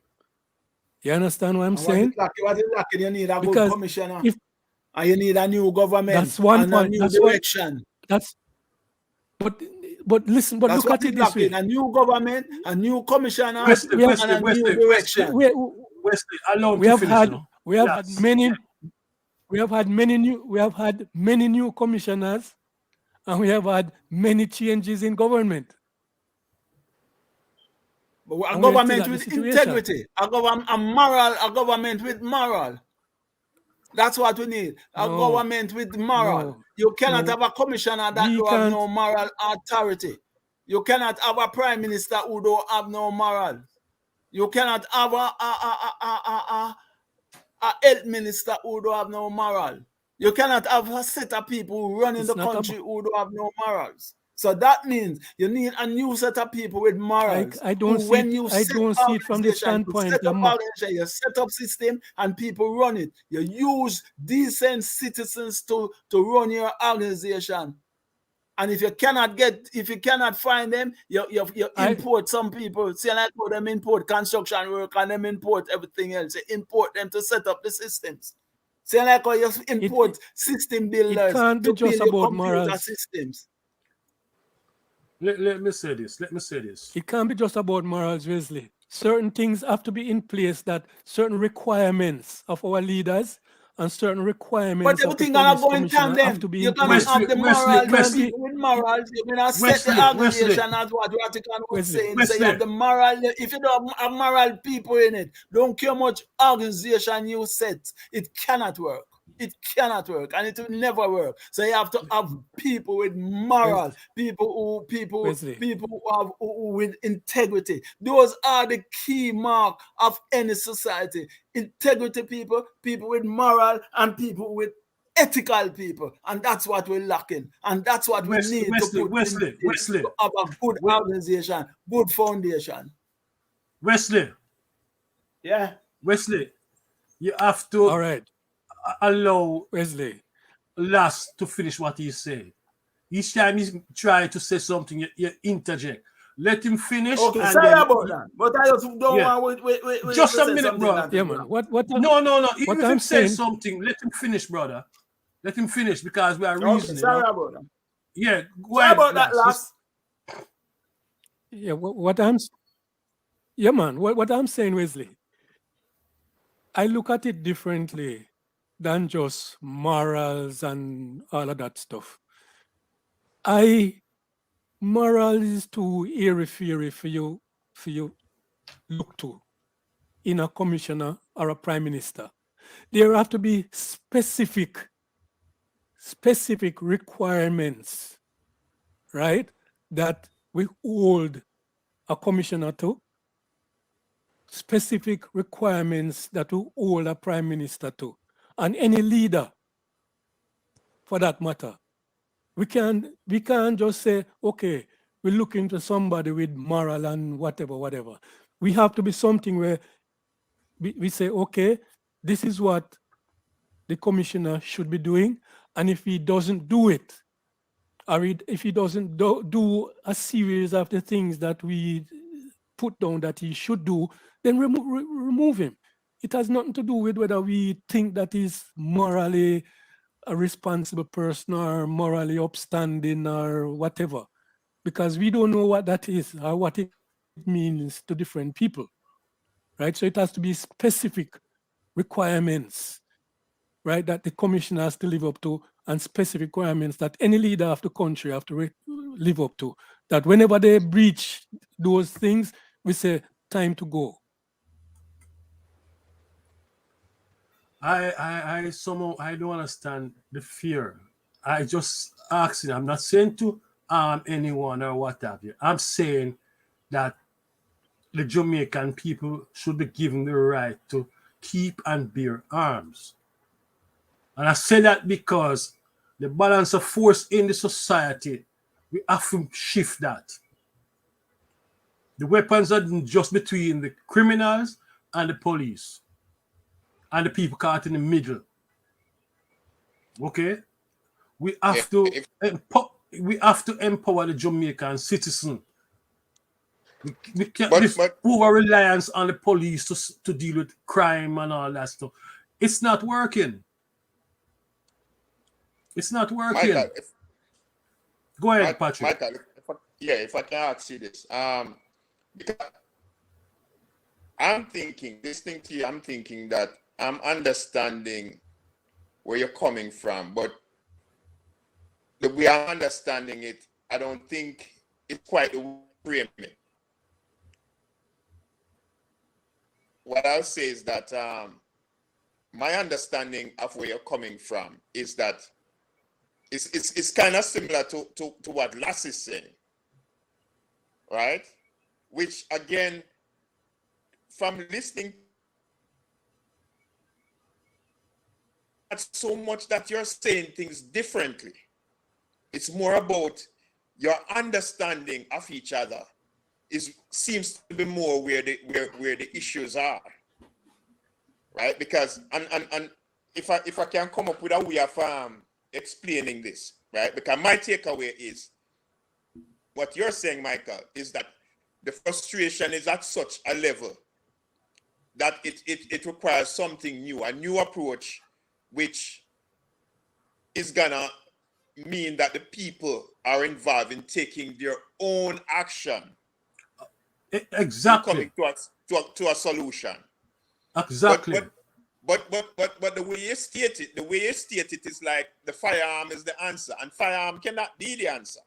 No, I'm not saying firearm is the answer, but what I'm saying is that no, and that's why I said that I understand you. It's just that the way you phrase it, right, is where the it can seem as if you're saying something else. I know if a man know him coming and knocking on your door and there's a gun behind that door, him going to think twice. I get you and fully. Right now the Jamaican people caught in a situation. They can't trust the police because the police them are crook. And but by the same action. By the same action, who's gonna be the person? And that's all I'm saying to the panel. We don't reach there yet. Well, in order to enjoy this new constitution that they talk about, we have to be alive. We have to be alive. You know? Or we might make up one day and there's no one around to enjoy those reforms, because the rate at which things are happening now, it's frightening. It's frightening, bro. What new constitution? We don't have a new constitution. Well, they are working on the constitution. We don't know what will be in it yet because it don't come to the people for debate as yet. It is not going into the communities for the Yeah, communities. to yeah, I debate. understand that. I understand that. And I that is understand where the Ratigan, crux of the I matter is. understand Ratigan concerned, anarchy, and I understand all of you, but Mikey, when everybody have gun, and when the thing is so bad no, that you need everybody to have a gun, no, Mikey. I'm not talking about everybody have gun. I'm saying everybody has the right to keep and bear firearms in Jamaica. But that is there, Mikey. Everybody have and- a right to have them fireman. If the fireman authority are gonna give you the gun, you can apply for it. It's only if the firearm authority going to give you the gun. So yeah, there's but no that decision, banding that but that decision rests with the chairman of the firearm council. But when you It must be a right. phrase it like that, when you phrase it like that, you leave it open for any and everybody to have a gun. And as Will said earlier on, it only Jamaican gonna citizens should have that right. They should have that You right. have to have a thing of elimination to Mikey. You know that. You can't just give everybody everything. You have to have elimination No. where you apply, and if you fit and fear, you get it. That is my position on that. You can apply, that fit and fear, you can get it. I have to say why you want it, right? Everyone They are needs doing the gun, that. Mikey. They are doing that just now, but only certain people can get firearms. You have to know the minister. But, communities, in my position, communities defending themselves don't even mean that everybody have to have a firearm. No. Doesn't mean Absolutely. that. But at least you give the citizen the right to defend themselves. Because what's happening right now it's terrible, bro. In the 80s, most people never have a firearm, and they defended their communities. Of course, and they defend the community last. You remember that? Exactly. That's what I'm saying. You know, so it's not about firearm. But what the community was coming on the siege. But gentlemen, we can't negate what Will said earlier, what Ratty said earlier, because the thing about it is, right, it is not just one issue, right? So if we started off looking at the police force, right, because the police force is the main one who really shoulder that responsibility for stemming the crime, right? And we're looking at a police force that's riddled with corruption. From top to bottom, right? And compounded by a government that's also corrupted, right? So that is where we have to focus first of all, right? So all that we're discussing in terms of right to bear arms and all of those things is only gonna add to the problem right now, because that is where we have to start. Good point. Okay. Mr. Ratigan, when you start giving citizens the right to bear arms, they're not going to go through FLA, right? I don't think that's because we already have FLA set up, as Wesley said. So I think what you're saying is that we're just going to give them the unfettered right. Everybody have a right to bear arms. You know what I want to do at that point in time? I just want to be an ammunition dealer. That's all. Because there are plenty of guns in Jamaica. Plenty of guns. But they're going to run out of bullets. And if I'm an astute businessman, that's where I would channel my resources, sell shots. That's all I would do. It can't work, Mikey. If you want to manipulate it, you feed the crime too, so that you sell more ammunition. There you go. The idea there is an idea. I think it's Wesley who said that we don't reach that point there yet. You know, it's like maybe 100 years from now. You can say, okay, all right, fine. But right now, at this moment, that idea is not going to work. Telling you. So we can talk about it, We can talk about it, on a, you know, on a philosophical basis as to whether or not, you know, you should have the right to do this and the right to that. But I'm telling you right now, there's no appetite for that in Jamaica from Oh well, politicians. that's different. That is different. And Yeah, then what? yeah, but Then what? we could talk about something we can make up. Well, tell you what, we could talk about something we can actually affect change, because that not gonna happen. That one did not gonna happen. Right. So, well, we are looking at what Lass is, you know, suggesting. It's vigilante business that will take place. Right. Because people tired. Okay. People tired, you know. All right. Can I say this? Here's my whole take on that point. Can you speak in the mic so I can hear much clearer? Right? In terms of looking at what we can do to impact change. Right? We have seen where, since we have really this people listening, right, and joining on the conversation, right, but just to where vulnerable people are across the board, right? All people are, changes made, right? We still get a feel of what the people feel about police force, about what they feel about the government, and so on. We have to work on that. Getting people to voice them, their more to bring to get elections, whatever it is. Getting rid of the commissioner, completely, right? Restructuring the police force, doing whatever is necessary. Right? It needs action, not firearm, but it needs people action. Activism. Well, gentlemen, I think we have exhausted this topic. And I'm wondering if you have any other thing you want us to raise. The topic, Wesley, Lass, Yeah. Radigan, Patrick. Is there any other thing you want to explore? No, we think we exhaust the discussion that we said that we would speak on. All right. When we start out earlier, we spoke about the raise increase for the government ministers and private sectors and all that. That don't make a dent. What happened is that the prime minister, the advocate group, demonstrate for 1 month, and they cease their demonstration Friday or Thursday gone. So that is where it is in Jamaica, and that chapter closed, right?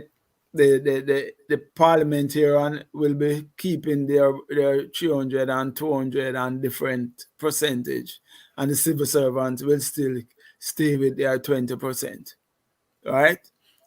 What this group, what we need to do is look at issues. This one is dead.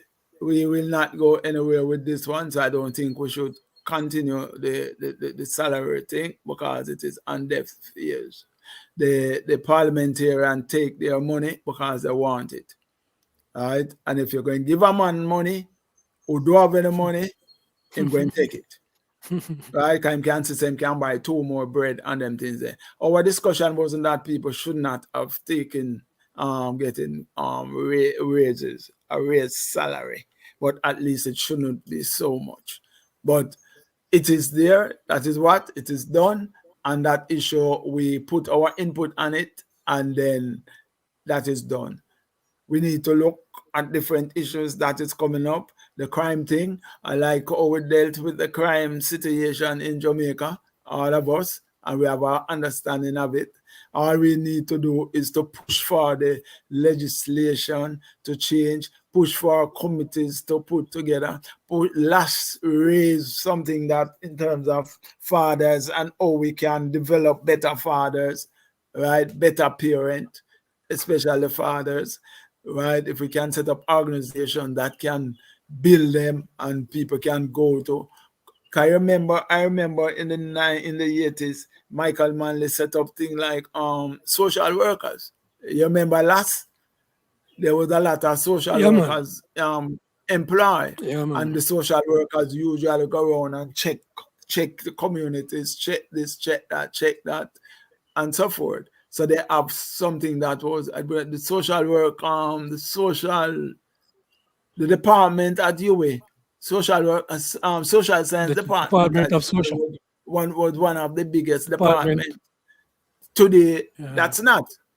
Right? You hardly have any social workers in the community. Maybe we need to go back there. Maybe we need to ask to push for things like those, you know, to help to develop the things that we spoke about this evening. Right? We spoke about, we have to look at moral in the society, integrity in the society, honesty in the society. And when we build the communities and we build the organization, the people who lead it, suppose those type of people, that is what we must be pushing for, and ensure that the morals and those things stand out. I'm not sure. I understand what Wesley is saying, because, brethren, the system that we live under is FUCK. You know, But that don't say can't change, just submit West, man. If there's not fundamental change in the Jamaican society, we have to have a fundamental change, distribution of power and all of that stuff. It's like we just talking in the wind. The problem is the system that we have in Jamaica, a structure set up and imposed by the Jamaican people. You know, and it's not just now. This is coming from what they call 1655, the British system, and I don't know how more we're going to try and patch it up. You know, I don't know how more we can patch it up, but certainly we have to find a way that empower the Jamaican people. Probably the discussion around the Constitution is what needed. Mobilize the whole country around to get involved. I heard Chewamano make a suggestion about a national mobilization campaign, which I'm in support of. But this over-reliance on the police, security force to solve problem of crime in Jamaica, I do not think it's going to work without fundamental change in the society. You observe who is back at Transportation Authority? Former Commissioner of Police, Erlington. He's now setting up the Transportation Authority. You get what I'm saying? All right. So, we have a long road, my brethren. Go ahead, Mr. Rattigan. Now hearing you. Yeah. Yeah, but me one of the complaints I've heard over the years is that people in the diaspora, they don't understand what's going on in Jamaica, because to some degree you have to live in Jamaica to understand the dynamics. And to some degree, I believe that to be the case. I believe it's true. And there's some listeners, I know them, personal friends of mine, who have said the same thing. They said, listen, you can talk because you don't live in Jamaica, and so you don't understand the intricacies, the nuances you don't understand. Because the newspaper, it doesn't give you all that you need to know to form and to have an informed opinion about what's going on. The traditional media, it doesn't. I have a question for you. Can you tell us one of the most, in your opinion, the most misguided things that we in the diaspora have about Jamaica, since you're living there and we're living here? What just give me two of the most misguided things that you think that, you know, you guys have it wrong, because that's not how it is. Who are you speaking to? You Wesley. Oh, me. I Yeah. was not saying you have anything wrong, you know. No, I no, was no, not no, saying that. no, Hold Wesley. on. Make I make it clear. No, I hold on, was hold on, saying no, that hold on, Wesley, hold on. I'm in not saying. or it Hold on, sound Wesley. so Hold on, like it is hold on, anarchism hold all on. over in times, No, people no, killing, no, no, and no, that's not no, so. Wesley, hold on. I agree with you, you know, that it's Yeah. about, because I lived in Jamaica in the 70s when you had political warfare, when it was Towel against Waterhouse and this, and Yeah. it was communities. I understand that. I'm just Yes. asking you for our edification because because one of the things you said earlier was that, you know, we live abroad and we don't understand. And I agree with you. So I'm just asking you now, just give me two things just to educate All me. right, yes, I'm gonna Just to answer educate that. me. But when I raised that point, I was raising it on the whole thing of all the thing was coming across about the crime thing in Jamaica, Me know that. right? Me know So that. I was just trying to clear that up. I That agree with somebody you. else who don't come to Jamaica, who don't just read the newspaper year setting, that Wesley. crime is just all over No, Jamaica, Wesley, which I is agree not. with The no, crime is Wesley. over Jamaica, but Wesley. not at that broad base, right? Wesley. The thing I'm gonna answer you, Ratty. I'm gonna answer you. Two things, right? Yes, you want me to do. I want the people who live in there must be involved, like what you are doing, like what Patrick is doing, like what Nita is doing, and what Lass is doing, right? We want base like that we can look at the problems, we can make suggestions, and we can force the government or which any organization to push forward certain legislation and changes. I want that pressure point coming from you. That's what you can do, right?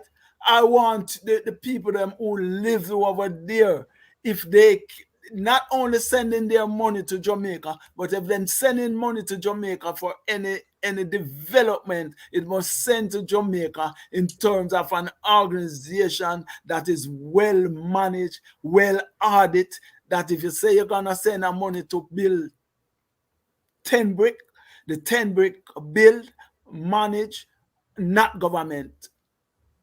You understand? All I need is your involvement. Your involvement is true. Your involvement is authentic. Your involvement deal with development. No, Wesley. Voilà. No, I guess I didn't explain myself properly. What I'm asking is because you're there, right? Tell us, because before we can get involved, we have to know what we're getting involved about. So I'm asking you, tell us two, just tell me, give me two things that you could say. Hey guys, listen, here are two things that I think you guys don't really understand what's going on in Jamaica. And let me explain it to you. Like, for example, you explained the community one where you said, hey, listen, you guys don't live here, so don't believe the hype that it's community against community. It's gangs against gangs, and the gangs live in communities. But not everyone in that community has declared war against the neighboring community. And that was great for me to understand. So I'm just asking you to educate me, to just say, give me something that you can say, hey, here is something that you guys overseas, you have it wrong. And you need to rethink your idea about this particular issue, so that if you come and you try to if you come and you try to engage us, whether through dialogue or through assistance or whatever, then you know exactly what the issue is, so that you can channel your energies and your resources to that particular issue. As I say, right? As I say, in terms of the things, if you are setting up a fund for example, suppose you are setting up something for the criminal justice system, or for reforming of the prison system, because the prison system is one system that want to reform in a serious way. Good, very serious way. A man go to prison, and when you see the man in prison, him having dance and party at prison. I don't say you can't have dance and party at prison. But what you need to do, you need to can find a way, that a serious educational program inside there, that you can say, all right, we're gonna get teachers inside there. Right, we're gonna have, for example, universities or colleges inside the United States, or some part in the diaspora where you can say to the people, so you can say, all right, we want you, we're going to send teachers down here, our money going to spend to help to transform the people who goes to prison. That is one practical way, because the people But who that is go happening, to Wesley. prison, they come Wesley, back and be the same thing, because that is there's happening. no real education inside the prison. Wesley, that is So happening. that's one practical way I can give you now, and I will research it, and next week I can give you more. The radio station Right? at GP, the recording studio, is a result of that initiative that came out of Harvard University.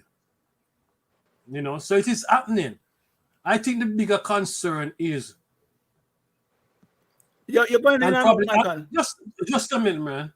I think the bigger concern, and that is probably what the foreign minister is saying when she said to Rattigan, you don't have standing or claim, is what role do you know, back home, what role you see for us in the diaspora? Because it seems as if we should make our contribution, but we should not say nothing. Send money, go home. I never but said that. No, Mikey. You know, I have never said that. And I don't think You're not saying that. Okay. wasn't coming across from me. I am saying that. I was correcting something. And if you are saying something on the program that is not correct, I'm going to correct us. That is my responsibility and your responsibility. Because we want this program to be true program. When somebody listen to us and they go away, they say they hear it from the Sunday Round Table Jamaica. Say the presenters say A, and when the presenters say A, it is true, it is factual. And if you don't have a program that is factual, then you are spreading propaganda. So we have to ensure that if any propaganda spreading, we dismiss it and we deal with it at the same time. All right. And on that, as I said, next week I can look at more practical way. We expect you not. The other thing about voting, and you need to be a part of like a Senate. I believe that if you are being a part of it, you should get a Senate, even a Senate in Jamaica. Be a senator. One of the senators then should be a part of the government. Even one person, a Senate. You understand?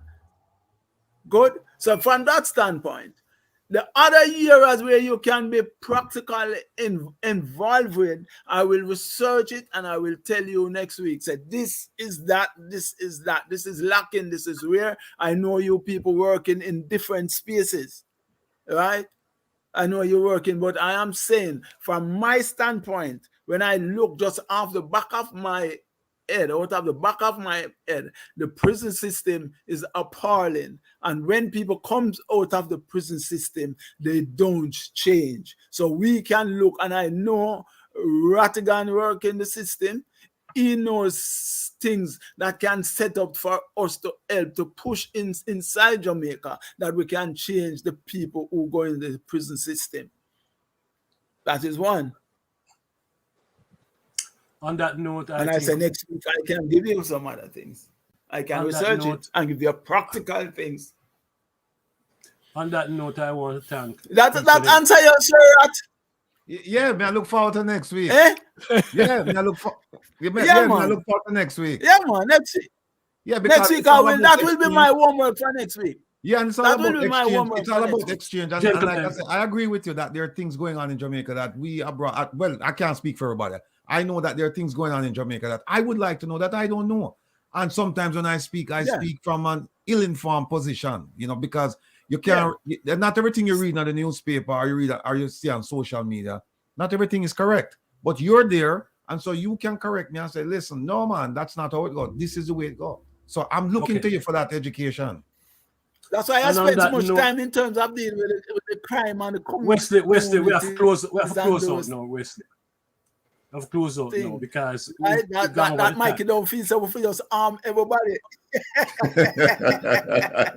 No, I just no, it's not that, you know, it's that I think we have exhausted the topic, you know, and a very constructive discussion. So next week we'll look at it and I will come and tell you A, B, C, D, and this is practical what we think you can do and what you before we go, Nita, let me ask you a This is question. important. Because you are still Jamaicans. Go ahead. Yes. Before we leave, let me ask if the idea is that, and I don't mean to beat a dead horse, but I'm just trying to explore the topic in a comprehensive manner. If the idea is that we're going to arm every Jamaican citizen, what age? No, I didn't say arming. I said I give them the right. Give them the right. What age give would the them person the have the right? What age? Give them From the birth? right. From birth? From birth? Well, Would they have the right?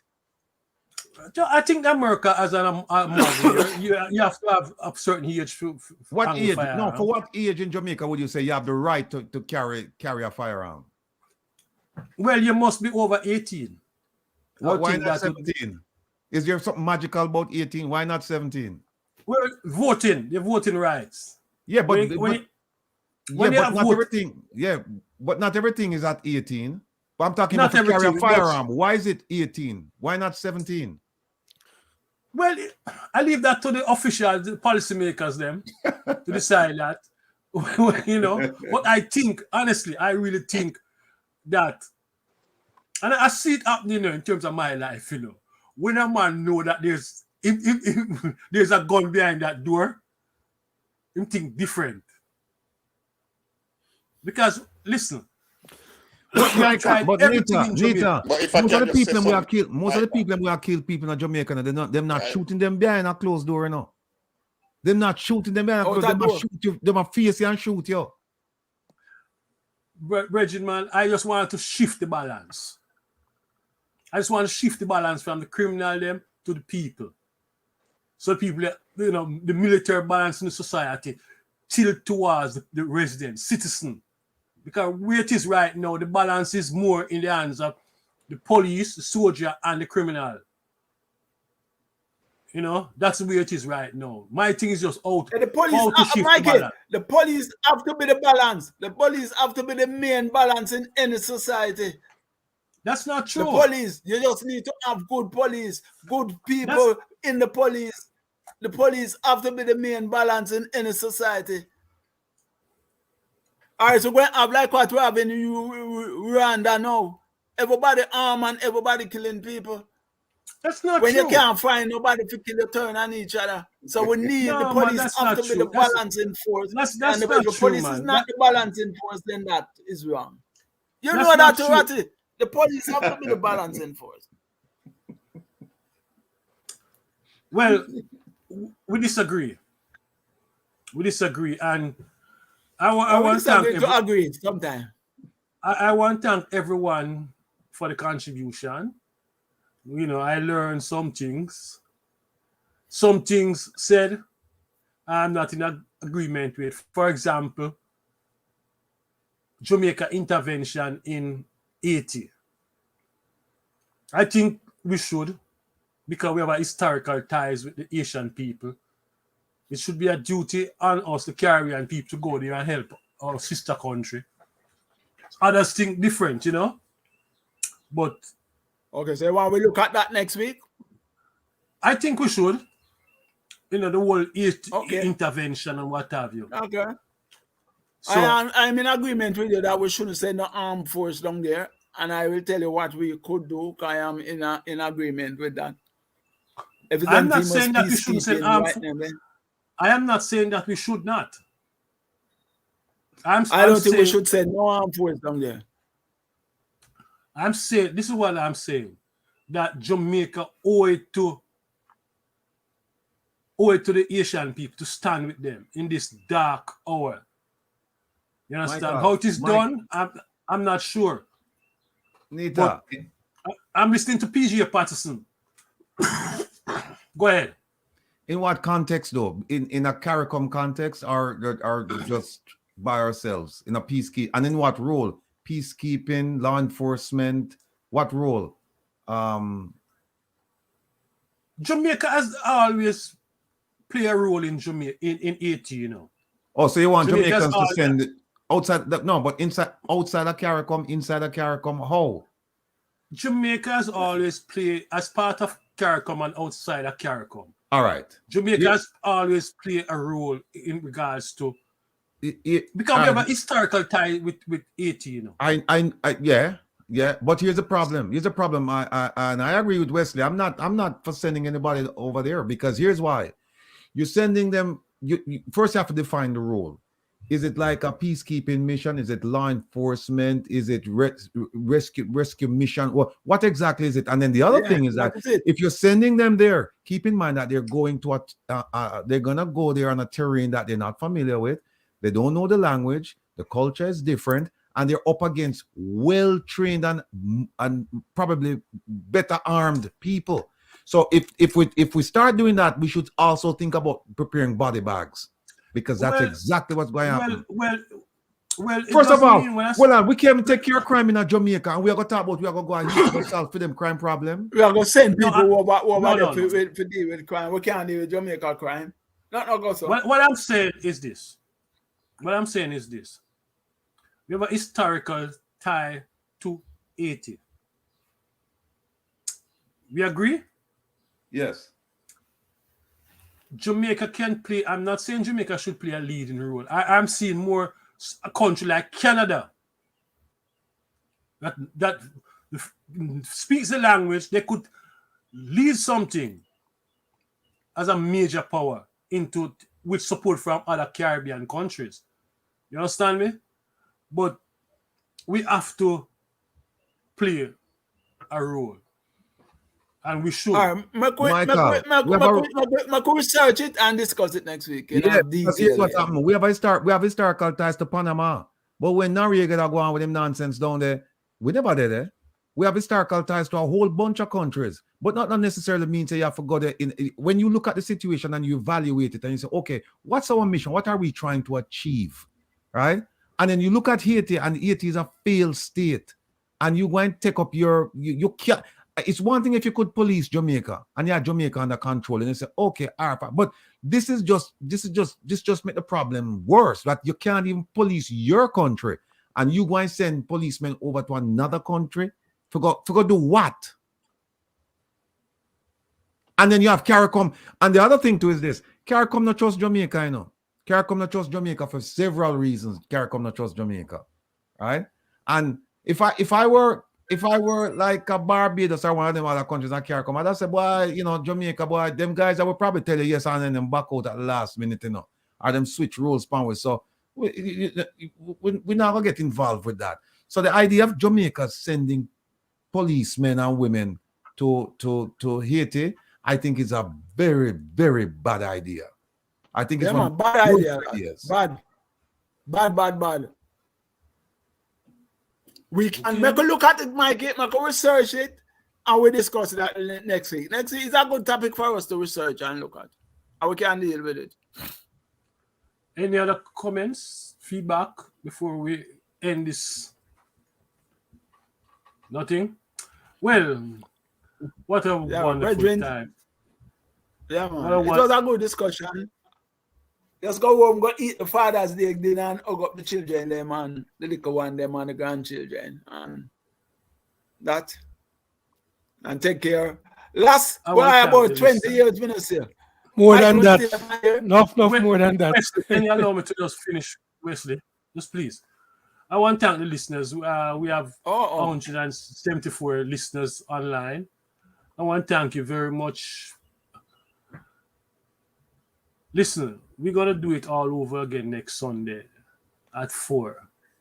And we try to make sure that when we say 4, we mean 4 o'clock. Okay? We're going to post this thing shortly for you to review. We'll be posting that YouTube and Facebook. And remember, like, subscribe, and tell your friends about this round table. Just a group of brethren from Jamaica sit down every Sunday and just a reason about issues affecting us and the island. Okay? So until then, much love, brothers and sisters. Take care, brethren. Yes, I. All right, Wes.